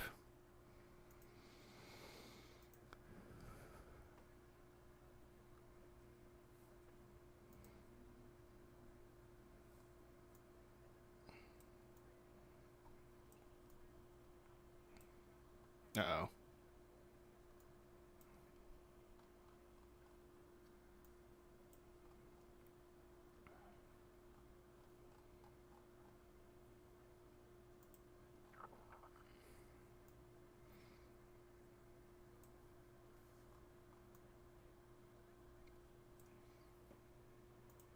I think this is a good one.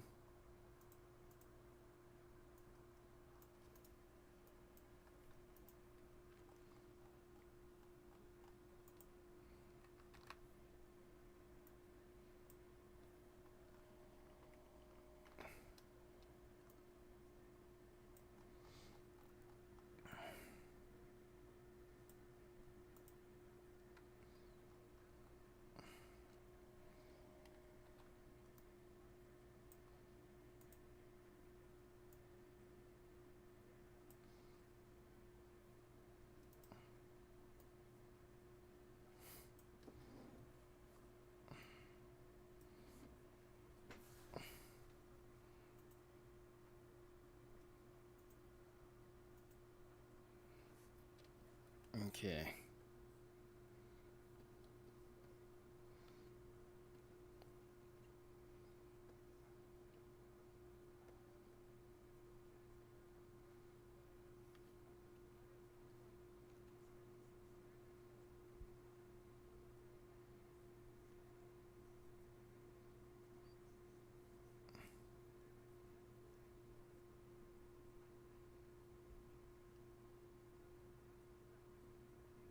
I'm just gonna do the silhouette of this car.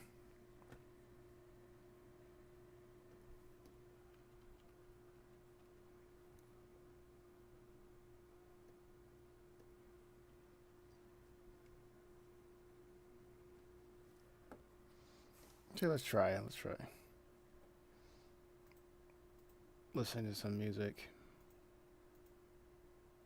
for the final hour. Let's see where that goes.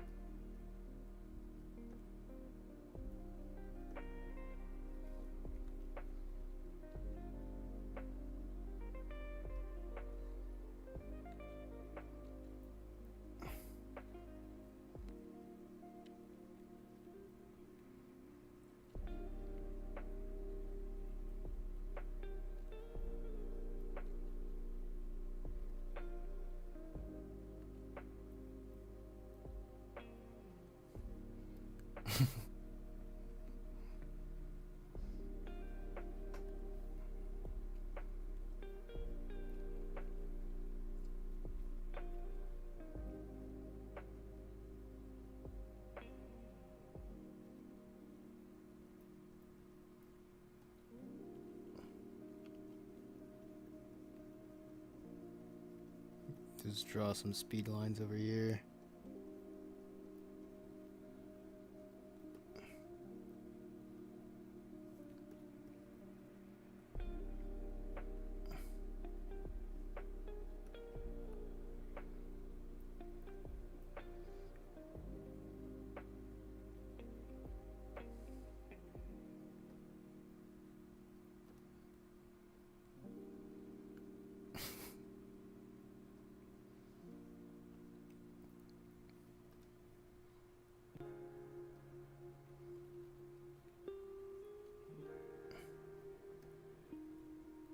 I should probably make his head bigger.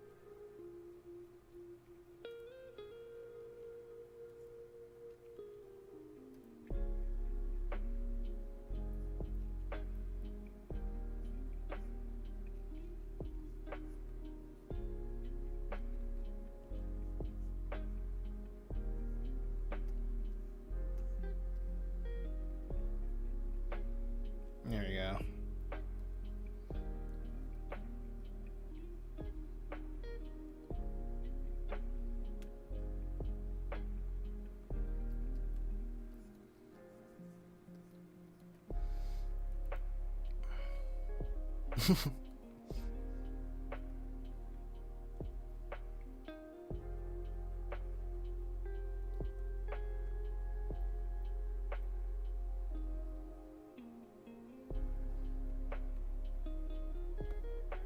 Okay.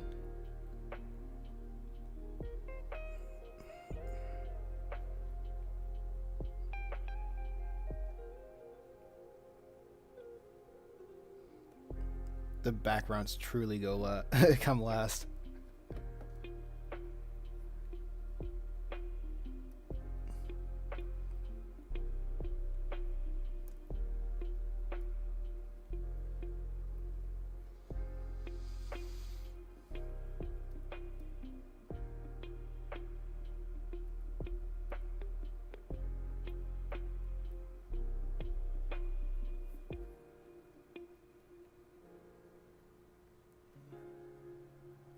Actually, I think I can probably use this again.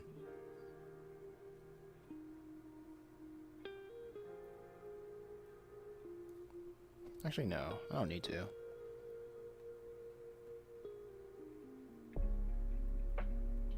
Wait, where did I put it? Here it is. The blue layer.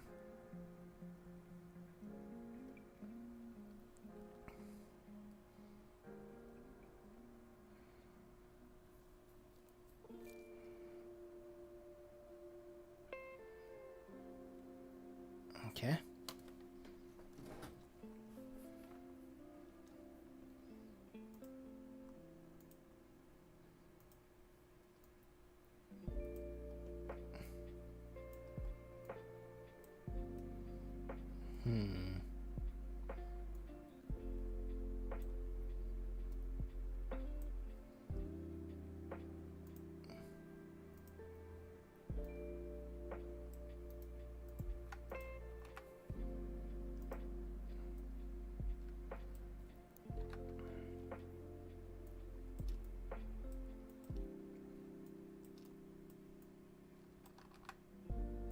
I don't know if this would be fitting.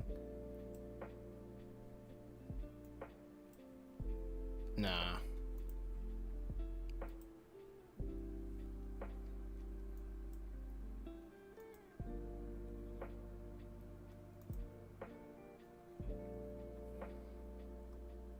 I think this is probably the best one.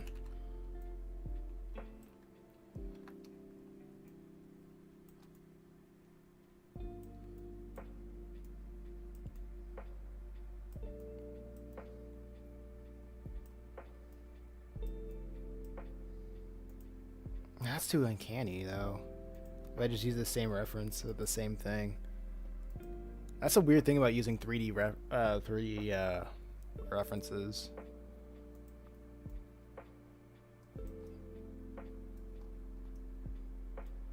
It always looks weird. You have a slight margin of error.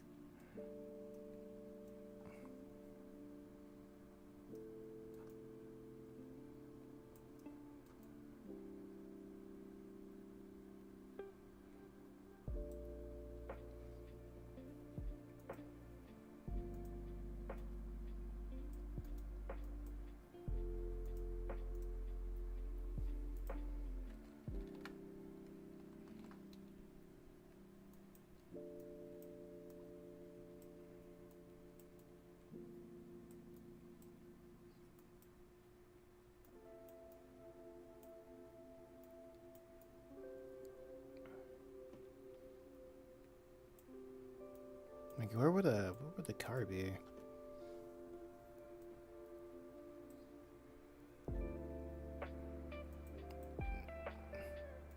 If I take that away.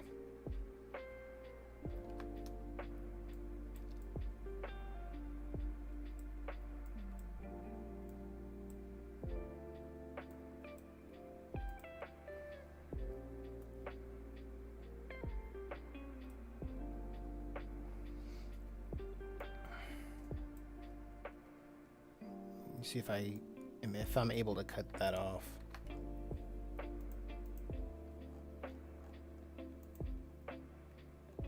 And make it look a little bit better.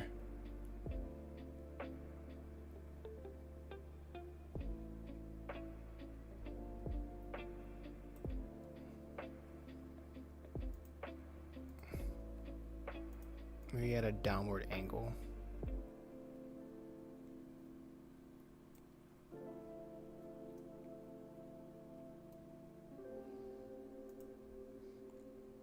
Cars are always the hardest things.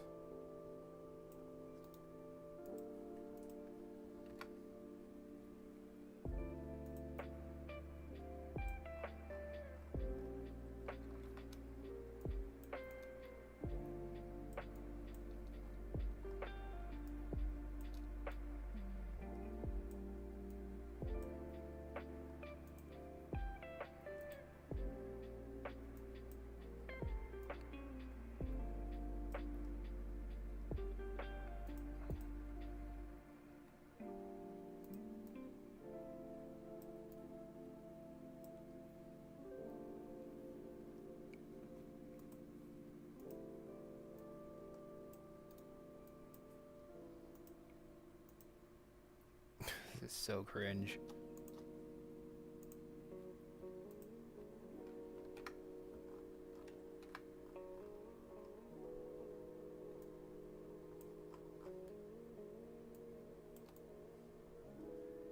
Okay, this is it.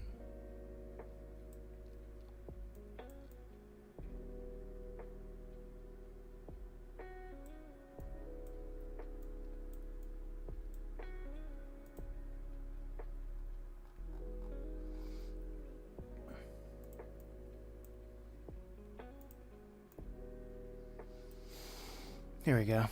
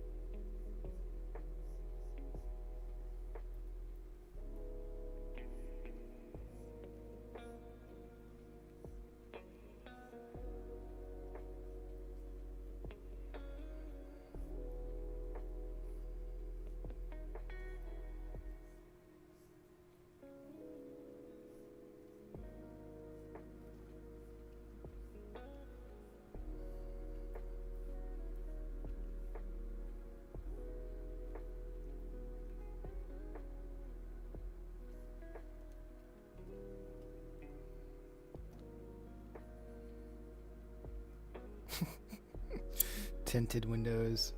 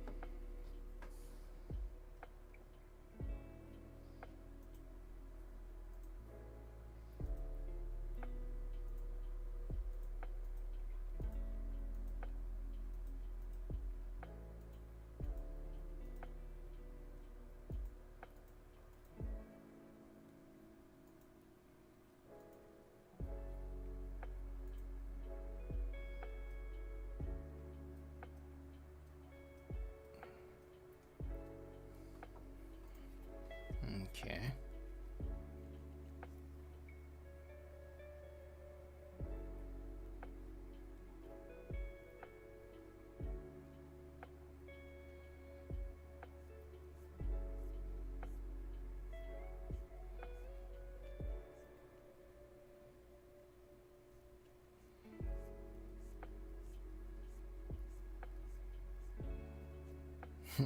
There we go.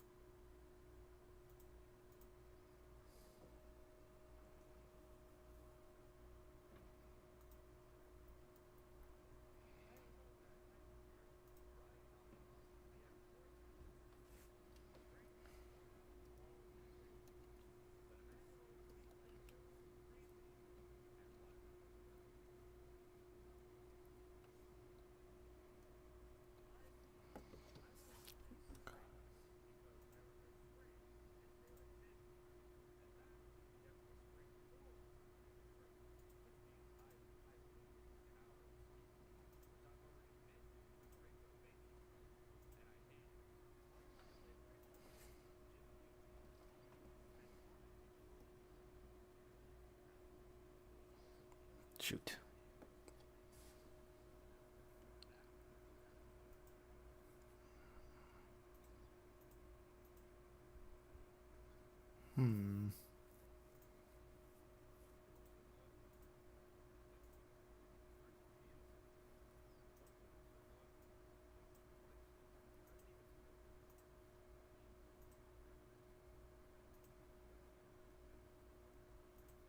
Okay.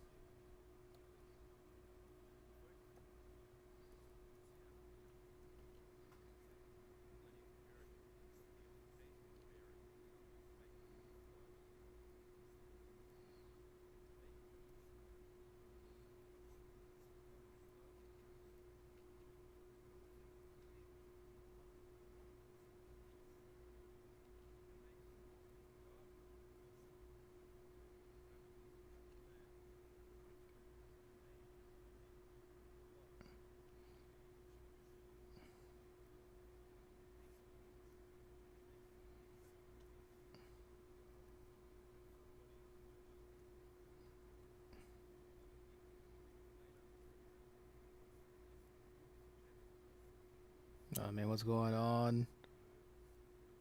I hear you.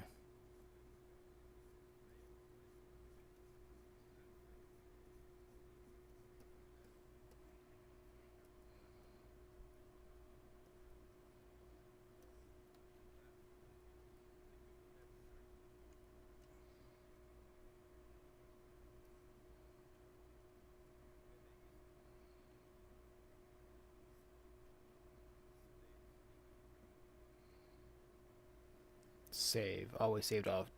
Always save often.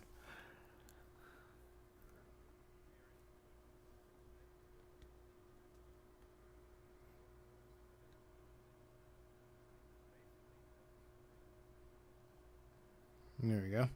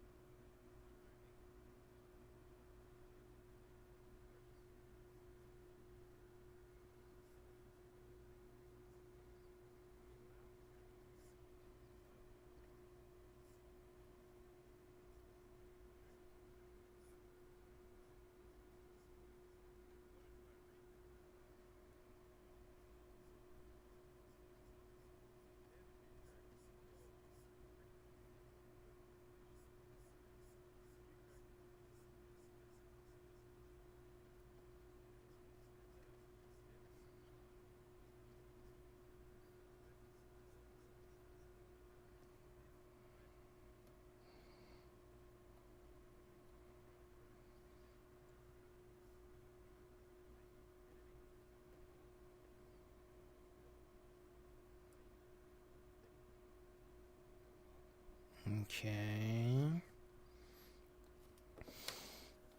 Ugh.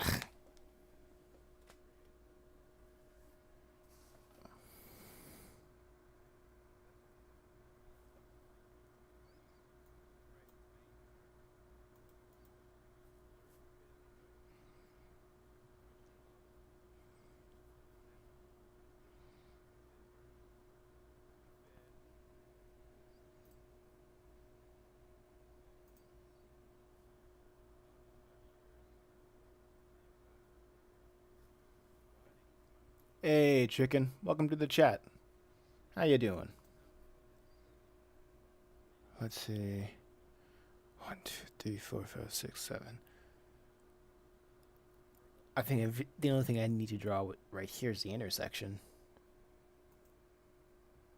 Okay, I did that. The majority of these 2 pages are done. I think all I need to do now is just the background and whatnot. Finding a building will be interesting. A brick building. I'm good. What about you? Oh yeah, I'm doing fine. Doing fine. I'm just streaming the process of making my comic. And I do say, I'm making some pretty good progress. I like where this is going. I wonder if I can find a reference, like a 3D building as cool as this. I don't think I need to show this to Dan anymore. Oh, yeah, I don't need. Yeah, you probably don't need to show that sedan anymore. I can probably do different buildings. This one doesn't even have an undercarriage.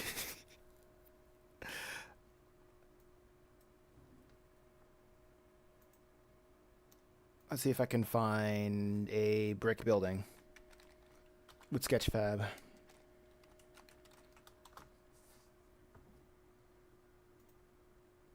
But yeah, thank you. Appreciate you stopping by at the chat. Tell me some good news. If you got any. I'd love to hear it. I'd love to hear some.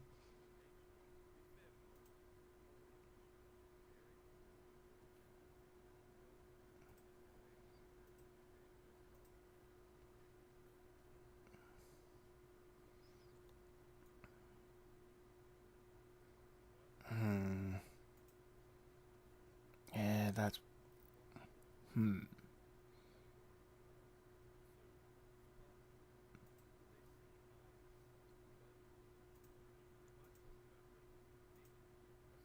Oh yeah, I went out and bought some stuff. Nice. Nice.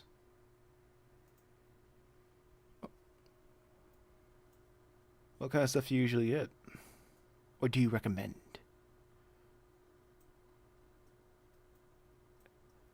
Actually, yeah, this brick building is pretty much what I had in mind. Actually, I just like the extra.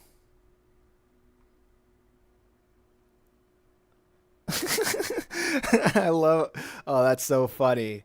Uh, Kickbots, no way. I'm really impressed with your incredible gaming skills and creativity in your channel. Keep it up. I just followed you now and would love if you can reach. I discover we talk about strategies game. Oh my gosh, nah. Get out of here. Get out of here. Gotta love kickbots, bro. That's new.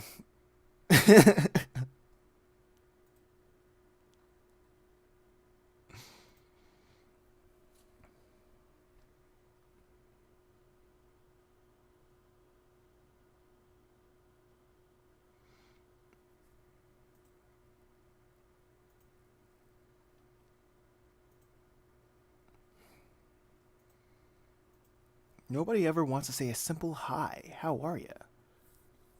Somebody else. It's always actually no. I think the people trying to do business on Twitch are sometimes more sophisticated. It's a mix half and half bag. Sometimes you just get straight up bots that spam, and then other times you would get people who are real people, but you can tell their intentions are just for you to pay them for some services or something like that. It's funny.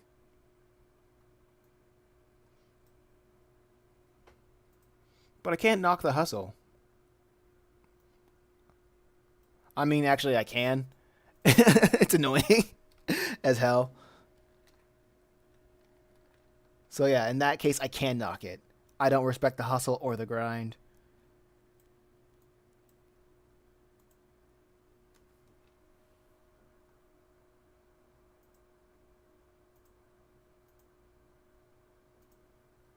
One question: what are you creating here? I'm creating a comic. Some may call it a manga, or some may call it a graphic novel. But this is a story that I'm working on called Just a Reaper. It's about a younger Grim Reaper trying to keep hell off Earth. It's I it's a story that's a little bit old, but I convinced a friend to turn it into a comic for a while, and here we are now.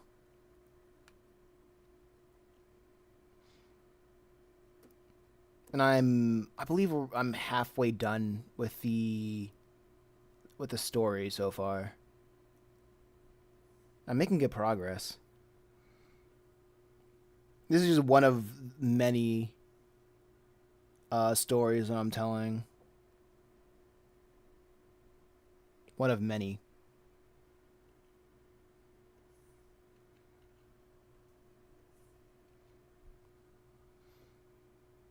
Well, one of four, I should say.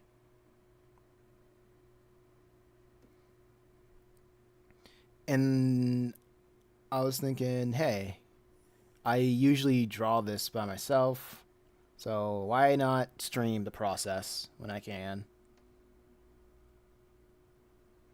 And right now that the protagonist is getting his teeth kick is getting rocked by the demon he's hunting. Cool, bro. When you finish, where can I buy it somewhere or not? Oh yeah. I if you look on my website, or not my website, but on my channel, I post updates. I post like 3 pages every. I try to post like updates or 3 pages of my comics every day. So you can see where you can buy it, the digital chapters or the physical releases. Um, so you will you can find out through there. I update it like every day.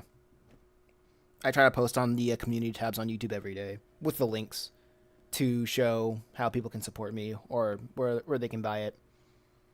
I also turn them into comic dubs on the channel, so you can try before you buy.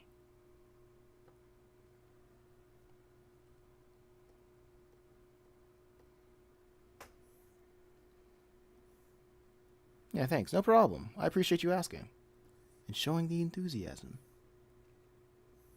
And showing the interests, I should say.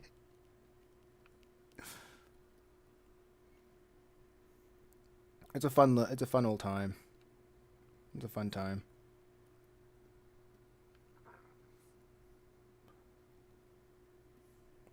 Honestly, I'm not the best when it comes to environments and whatnot, but I do know how to use tools and resources that can make the job a little bit easier for me.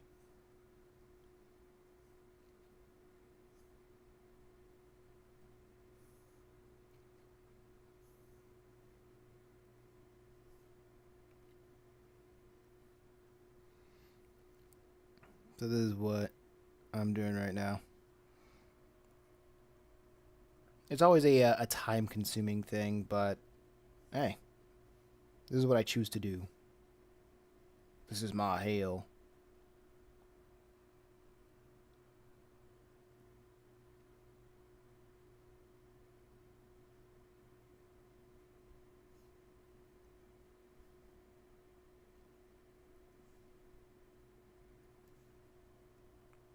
So, yeah.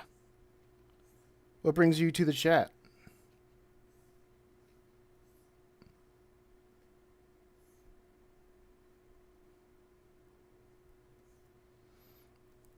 I'm trying.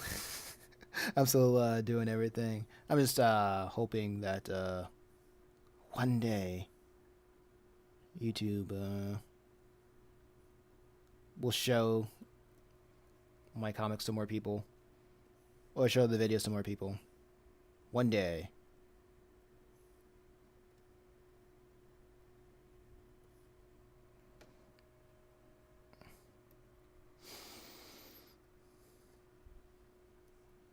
Yeah. Hopefully that one day will be soon. It's closer than tomorrow. That's for sure.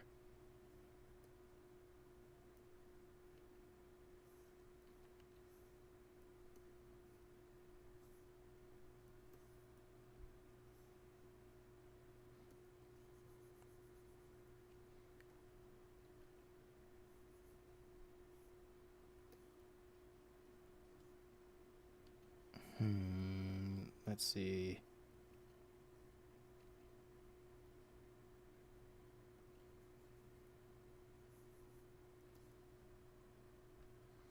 How would I express a brick pattern like this?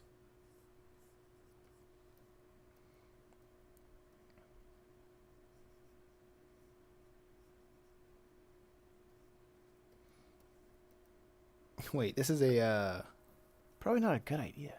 I watched some shorts and then saw your stream. Oh, nice. Okay, I guess that's planned. That's working out as planned. I've just been spamming the shorts of my comics on YouTube just to get as much out there as possible.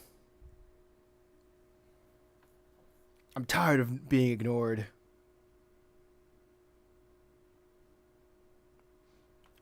I'll have the algorithm see me yet. I hope you at least enjoyed what you saw. I appreciate you stopping by and chatting.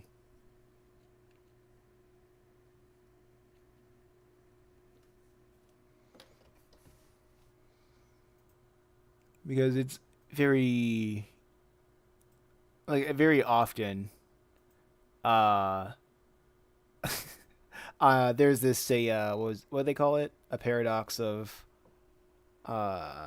attention or popularity, where because I'm not like a huge channel, like I don't get a lot of people like stopping by and just chatting and whatnot. I get mostly lurkers. I just gotta get over that hump. And the best way I can see you getting over that hump is just keep posting and keep doing what I'm doing.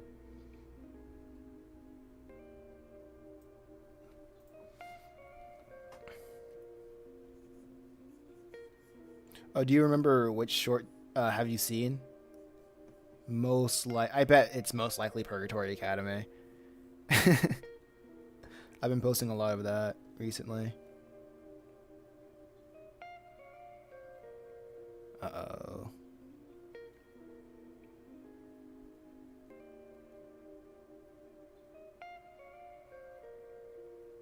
Oh wait, I need to look. Okay.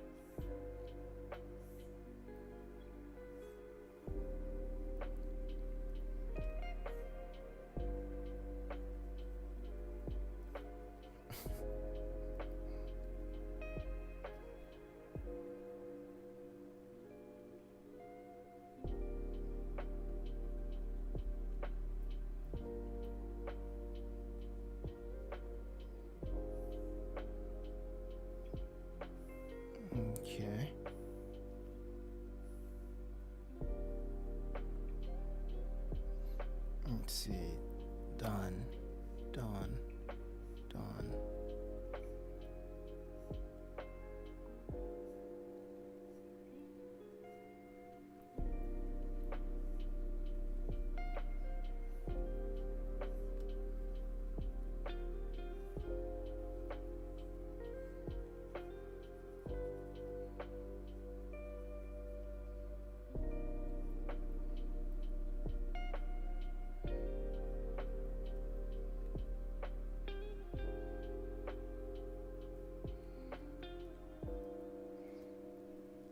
Okie dokie.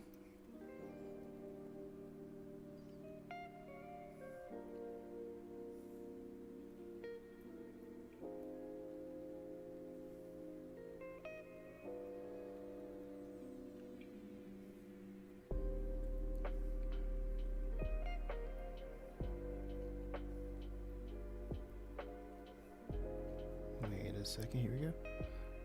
I saw the Purgatory Academy Book 2 video. Then I saw you were live and I joined. Okay. Nice. Yeah, I think I'm just like posting a bunch of Purgatory Academy clips at the moment. Cause that's the series that I have over 200 pages worth of content for. So, or at least in terms of like YouTube, over 90 minutes worth of content for. Well, everything else is just marginally less, mostly because I've been working on Purgatory Academy for the longest time. For the most time, I should say. For the most part. But now I'm branching out, working on other stuff.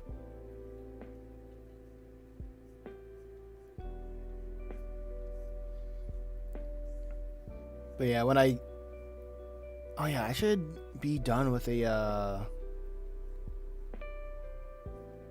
Let's Go Metal Hero one as well. Pretty soon. Man, why didn't I work on that yesterday? That's weird. But you know which shorts I mean or not? No, not specifically. Not specifically, because I post like 6 shorts a day, and I don't really keep track. I just post it rapid fire.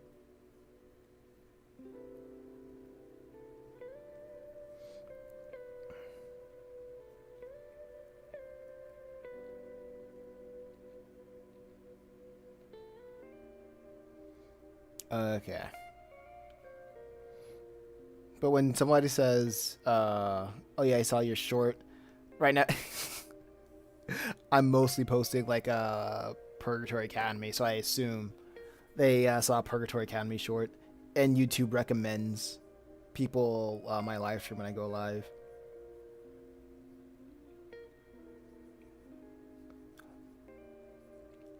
So I'm glad you're stopping by and seeing and interacting. That's always. I know I keep saying that, but it's always very nice. Because most of the time, I just be sitting and drawing. And occasionally answering some questions.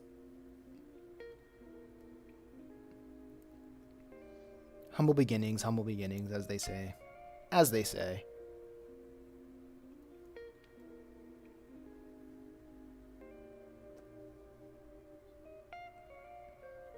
Oh yeah, you're welcome. Thank you. Let's see. I think coloring bees or just filling in the blacks in these will look more aesthetically appealing early on. So yeah, as you can see, I post a lot. Well, right now, I'm not I think I've caught up with my library of content, of, like, comics. So right now, I'm just making clips and like just keep reposting, resharing until I hit the YouTube algorithm, so they can find like one clip or one short or whatever to go viral, and recommend all my other different types of content. It's very unorthodox. I feel like it's unorthodox when it comes to YouTubers, you know. But I guess I don't have that luxury. I don't have the luxury of hitting it big once.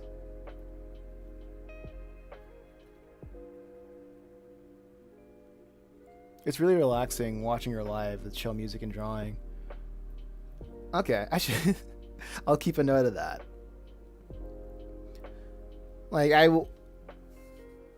sometimes I started going live and just had like it silent because I would just be listening to some documentaries in the background.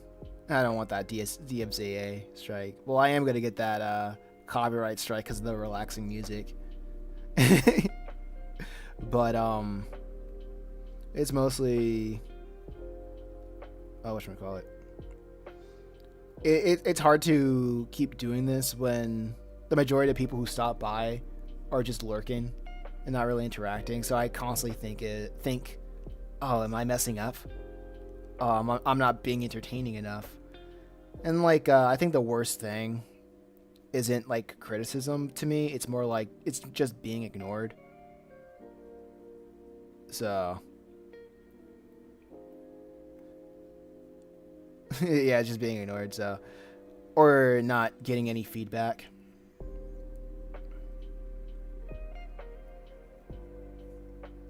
So every feedback that I get, I appreciate it.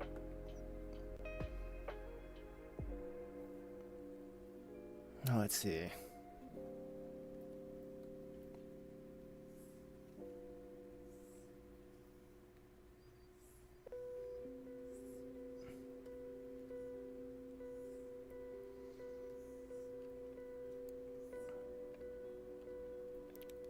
Oh no. Let me redo. What's going on? There we go.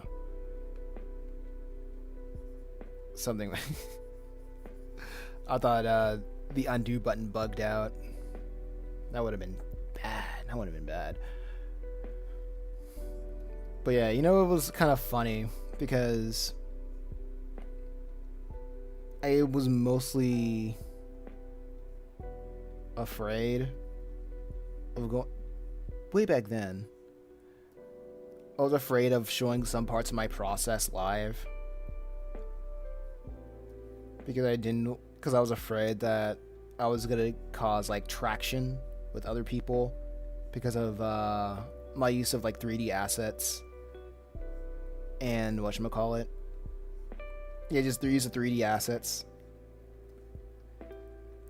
And occasionally just AI if I really need to. But now I'm like, oh yeah, nobody watches my stuff, and B, nobody really cares, even if they have a front that they do. Bro, for me, this live is the best because I love interacting with people. Ah, that's great. I appreciate it. It's my honestly, that's my favorite part about going live too. I usually, if nobody, I usually had this thing for the past for a couple of how would I say, earlier. I'll just say earlier. I would do a thing where if people weren't really interacting, I would just end the stream early because it's very draining for me to like stream with no interaction. But if like people interact with me usually, then I have the energy to like go for 3 hours, like draw for 3 hours. But if it's like right now I'm still trying to keep streaming even though nobody's interacting. So it's very much like I feed back to I feed back the energy that the audience gives me right now. So if the audience is dead, then I don't have any music going on. I just listen to something else. Me personally, I listen to something else. And I just keep streaming until somebody wants to interact. And I'm like, okay, time to time to interact with people. And it'll make the live. It'll make the my time going live a lot easier and more enjoyable.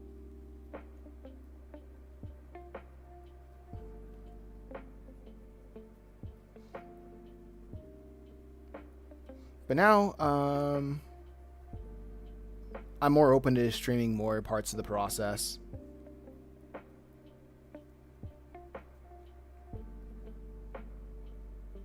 To make these comics. Because I'm still a small itty-bitty creator. But I am pretty close to getting to 1,000 subs. So... that's gonna be cool when I get there.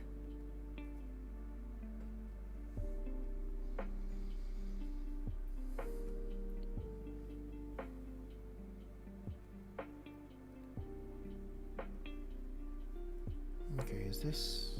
Alright, this is good. Oh, cool. I guess it... Yeah, I can use this. This is a good,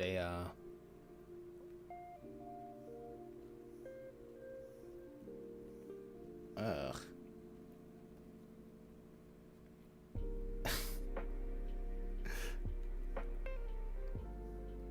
I'm like, what is this? What is going on here? All right. I'll make a new thing. When are you live? Because I would enjoy, if you can, do it more often.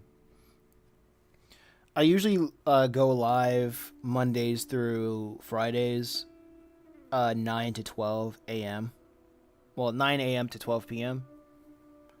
And if I feel like going live again, I go live in the evenings from... Oh yeah, Eastern Standard Time, of course. So I go live if I want it. If I feel like it, it's not really often. I would go live at 5 to 8 p.m. Mondays through Fridays, but I do go live every day. And on like Tuesdays, Thursdays, and Fridays, I go live on Twitch playing Persona. I used to play games on this channel, but I unlist it immediately because I don't want the audience to I don't want to confuse the audience of like what kind of channel this is. I'm focusing more on consistency and like people understanding what this channel is about by first glance. And plus it doesn't even count. Since I unlist the live streams anyway, it doesn't even count to the watch hours. I'll probably play games more often if I'm like whatever. If I'm more like whatever, I'll do whatever I want. I got the audience. But for now, I'm really trying to get YouTube to understand what this channel is about, or how to find what kind of audience this content is catering to, and how it can push my comics and my videos to more people. And one thing I'm kind of happy about is that I feel like I'm finally can take a breather out of tutorial hell. Like YouTube tutorial hell. Or YouTube guru hell, as I would call it. Because now I feel like I'm getting a better understanding of like what I should do, or what actually helps for my channel. In the case of my channel.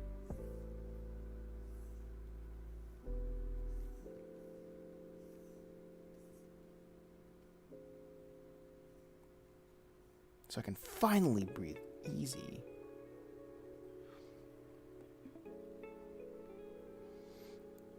Sorry, I need to go 1 sec off. Okay.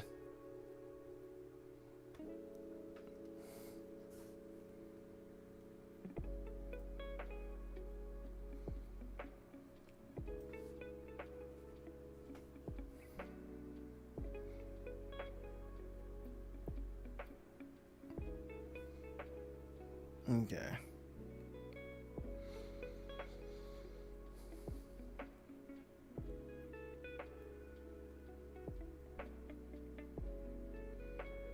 Me and my homies hate tutorial hell.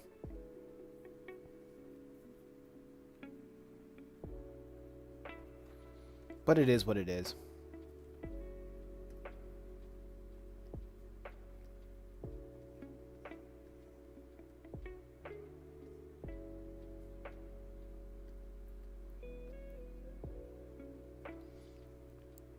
Actually, before I do this, I want to draw the other side of the billboard.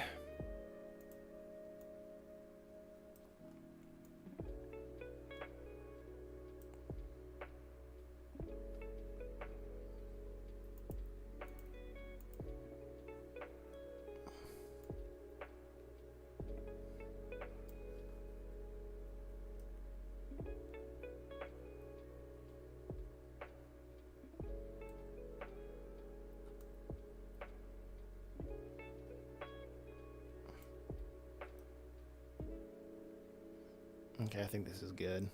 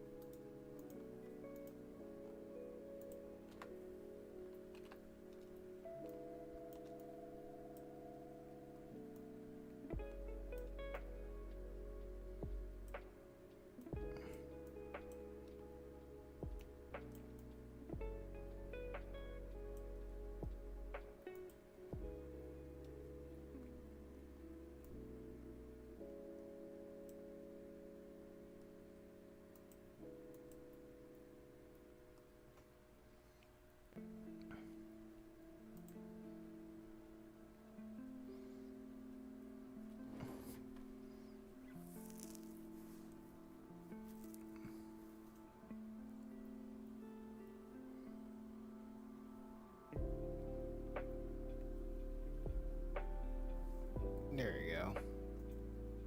That's the background I'm looking for. I'm back. By the way, I subscribed. Thank you. Thank you so much.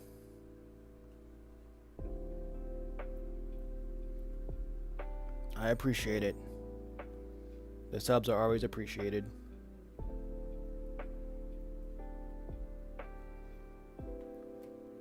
Okay. Now let's see. I added the back reference over here. Car, the Jeep. And he looks to the side. This might be the quickest. This might be the quickest. 10 pages I would ever finish. I mean, I did this, I've been meaning to just draw the cars. I kind of got lost doing the buildings, but the buildings are getting done pretty quickly though.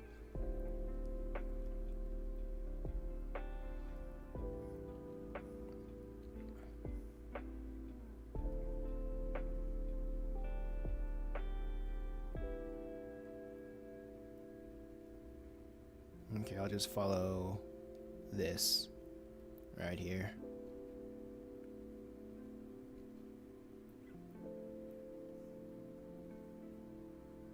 Follow these guides.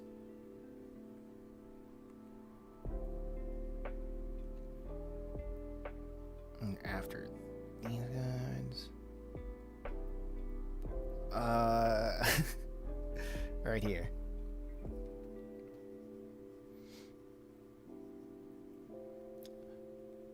Also, I hope that one day I'll get to a point where I can just stream and be able to receive donations. And have more people active in the chat, so if people have any questions, I can answer them. Whether it's the lore of the series or just how to make comics or just anything that I can give my 2 cents for.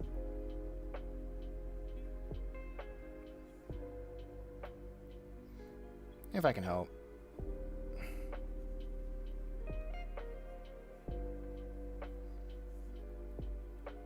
Wait, that would be cool.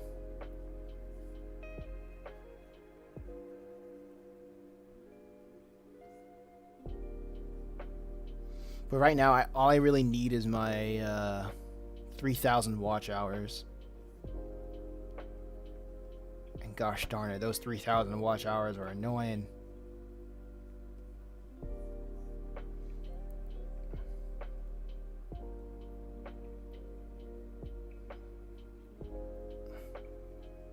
Oh wow, this wasn't as time consuming as I thought it would be.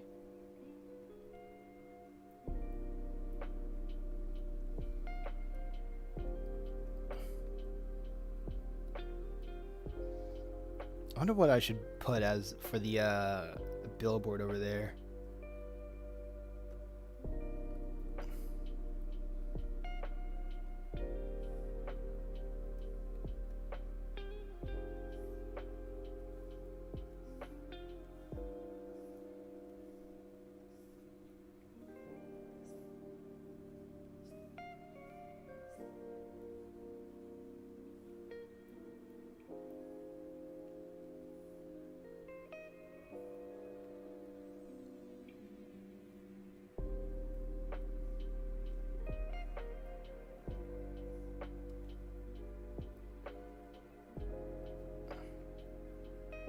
Okay, doing that.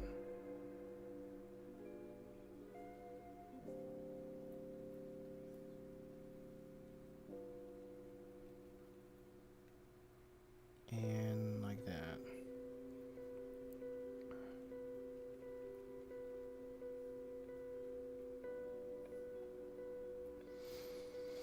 Sometimes it's difficult to see with this chromatic aberration, but it's working fine. And I need to see when I can join the live because I live in Germany and the schools in Germany have different times. So you can go at home. Oh yeah. It's all I live in America, so I absolutely understand. I've been having like a problem mostly when it comes to getting people or just getting impressions for the live streams, but I think I solved that issue. And I think it would probably be better for me to try to stream where most people in around my area in America would watch the lives, and that's usually at nighttime.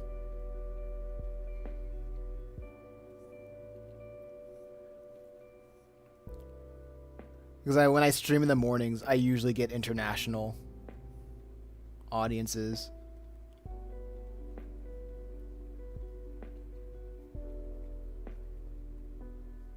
Yeah.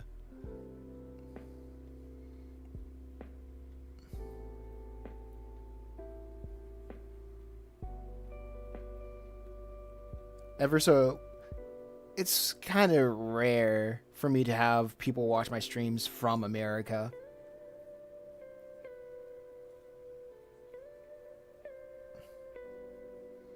I either get from the Philippines or Britain, you know, Hong Kong once. Oh my goodness gracious.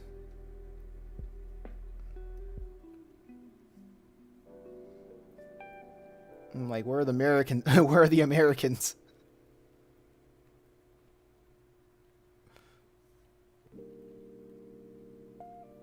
Oh yeah, work or at school because of my streaming schedule.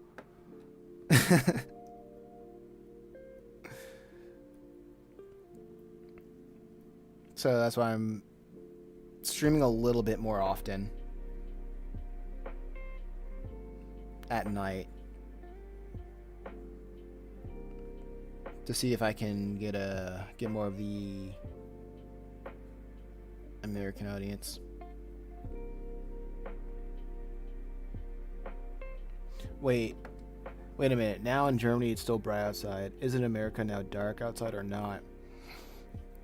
On the East Coast of America, it is 11:51. So it's almost noon.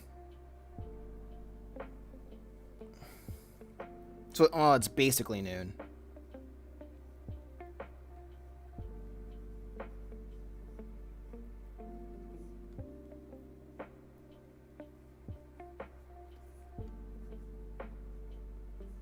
And I know you guys go off of military time, but it's still in the AM, so it's still like that. so I still don't have to say it, change anything. Oh, thanks, I typed it wrong.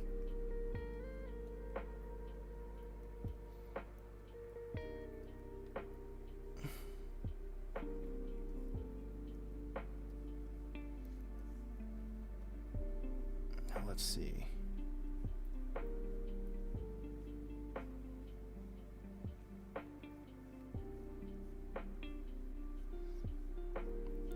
So, yeah, I probably shouldn't stream. I probably shouldn't stream at night. I should at least try to see if people are interested in buying stickers or other type of merch. Just in case if people don't really care about buying books. Just seeing if people want to buy like mugs or shirts or just simple stuff, simple print on demand stuff.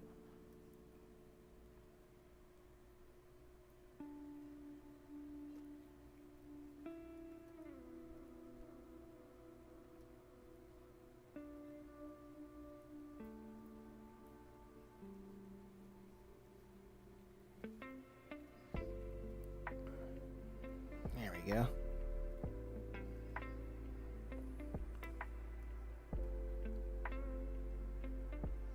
I'd love to buy a merch. Okay, that gave. All right, that.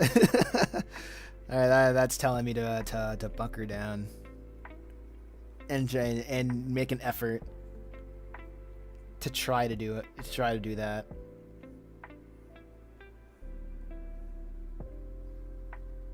To set up a marketplace at the very least.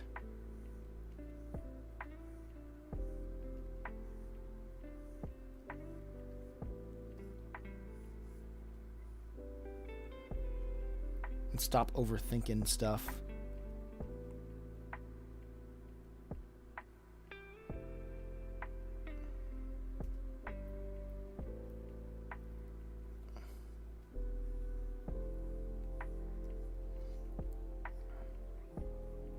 What would be your ideal merch? Chicken. What kind of merch do you think is cool?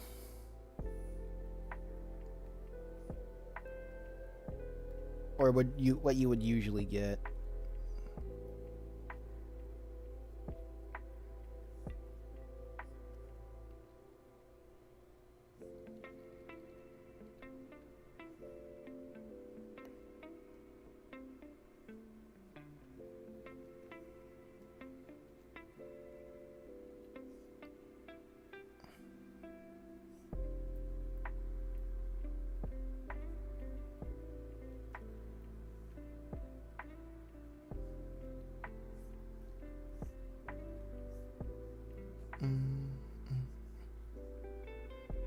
Oh wait, I don't know, like a merch with a really cool and free like design. Okay.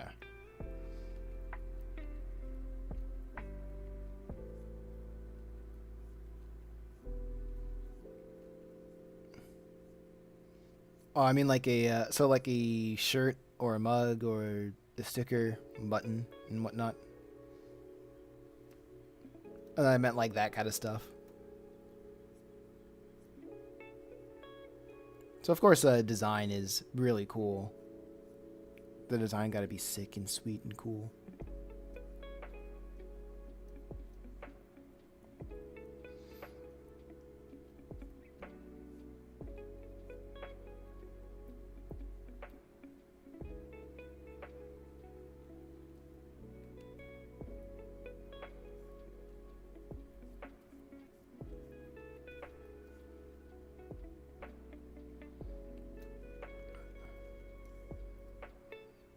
Let's see.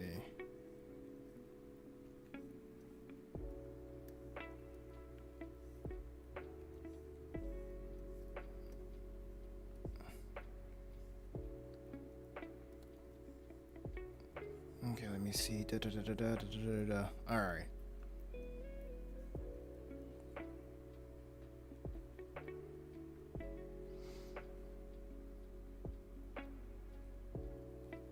Man, that took a while.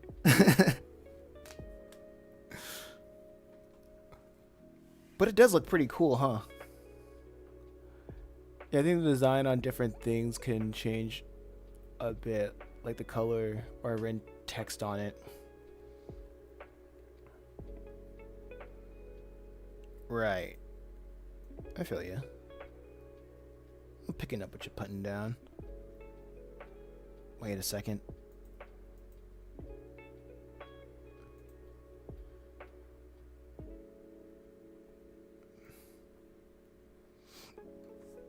Oh, wait, this is too much in the. This is too in the center.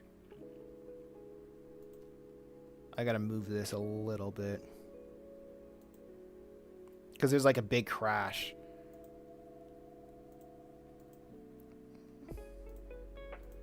Whatever. Let me move this. Wait. See if I can move this away from the center.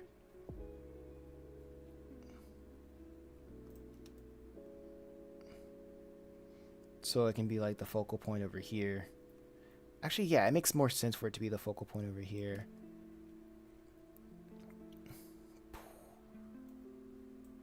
So it just zoom. So there can just be like one speed line that zooms like right over here, like pew. Like pew. Wait, I don't know if you can see it. I think you can see it.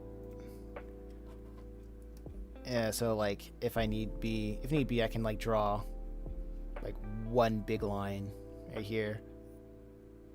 So you can and then the explosion like dong. You know?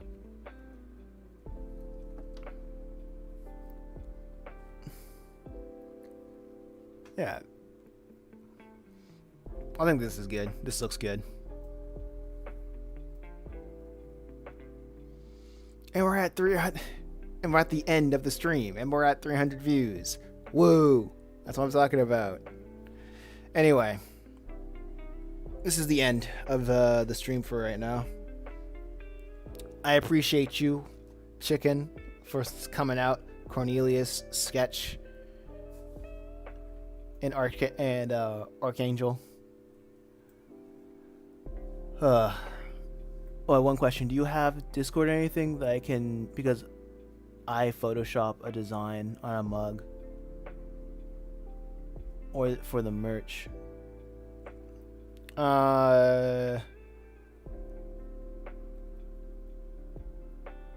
I Photoshop a design. I can, sorry. Okay, you can Photoshop a design.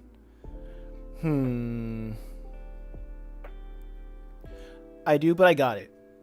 I think that's I know I'm familiar of how the process is. So I appreciate the help, though. I appreciate the help.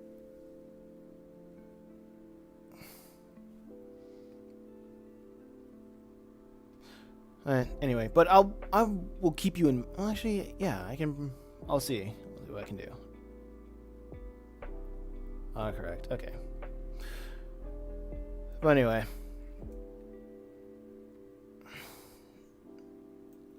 What do we call it? Alright. Thanks so much for coming out. But I think I'll start working on the designs probably today. Yeah, tonight, actually.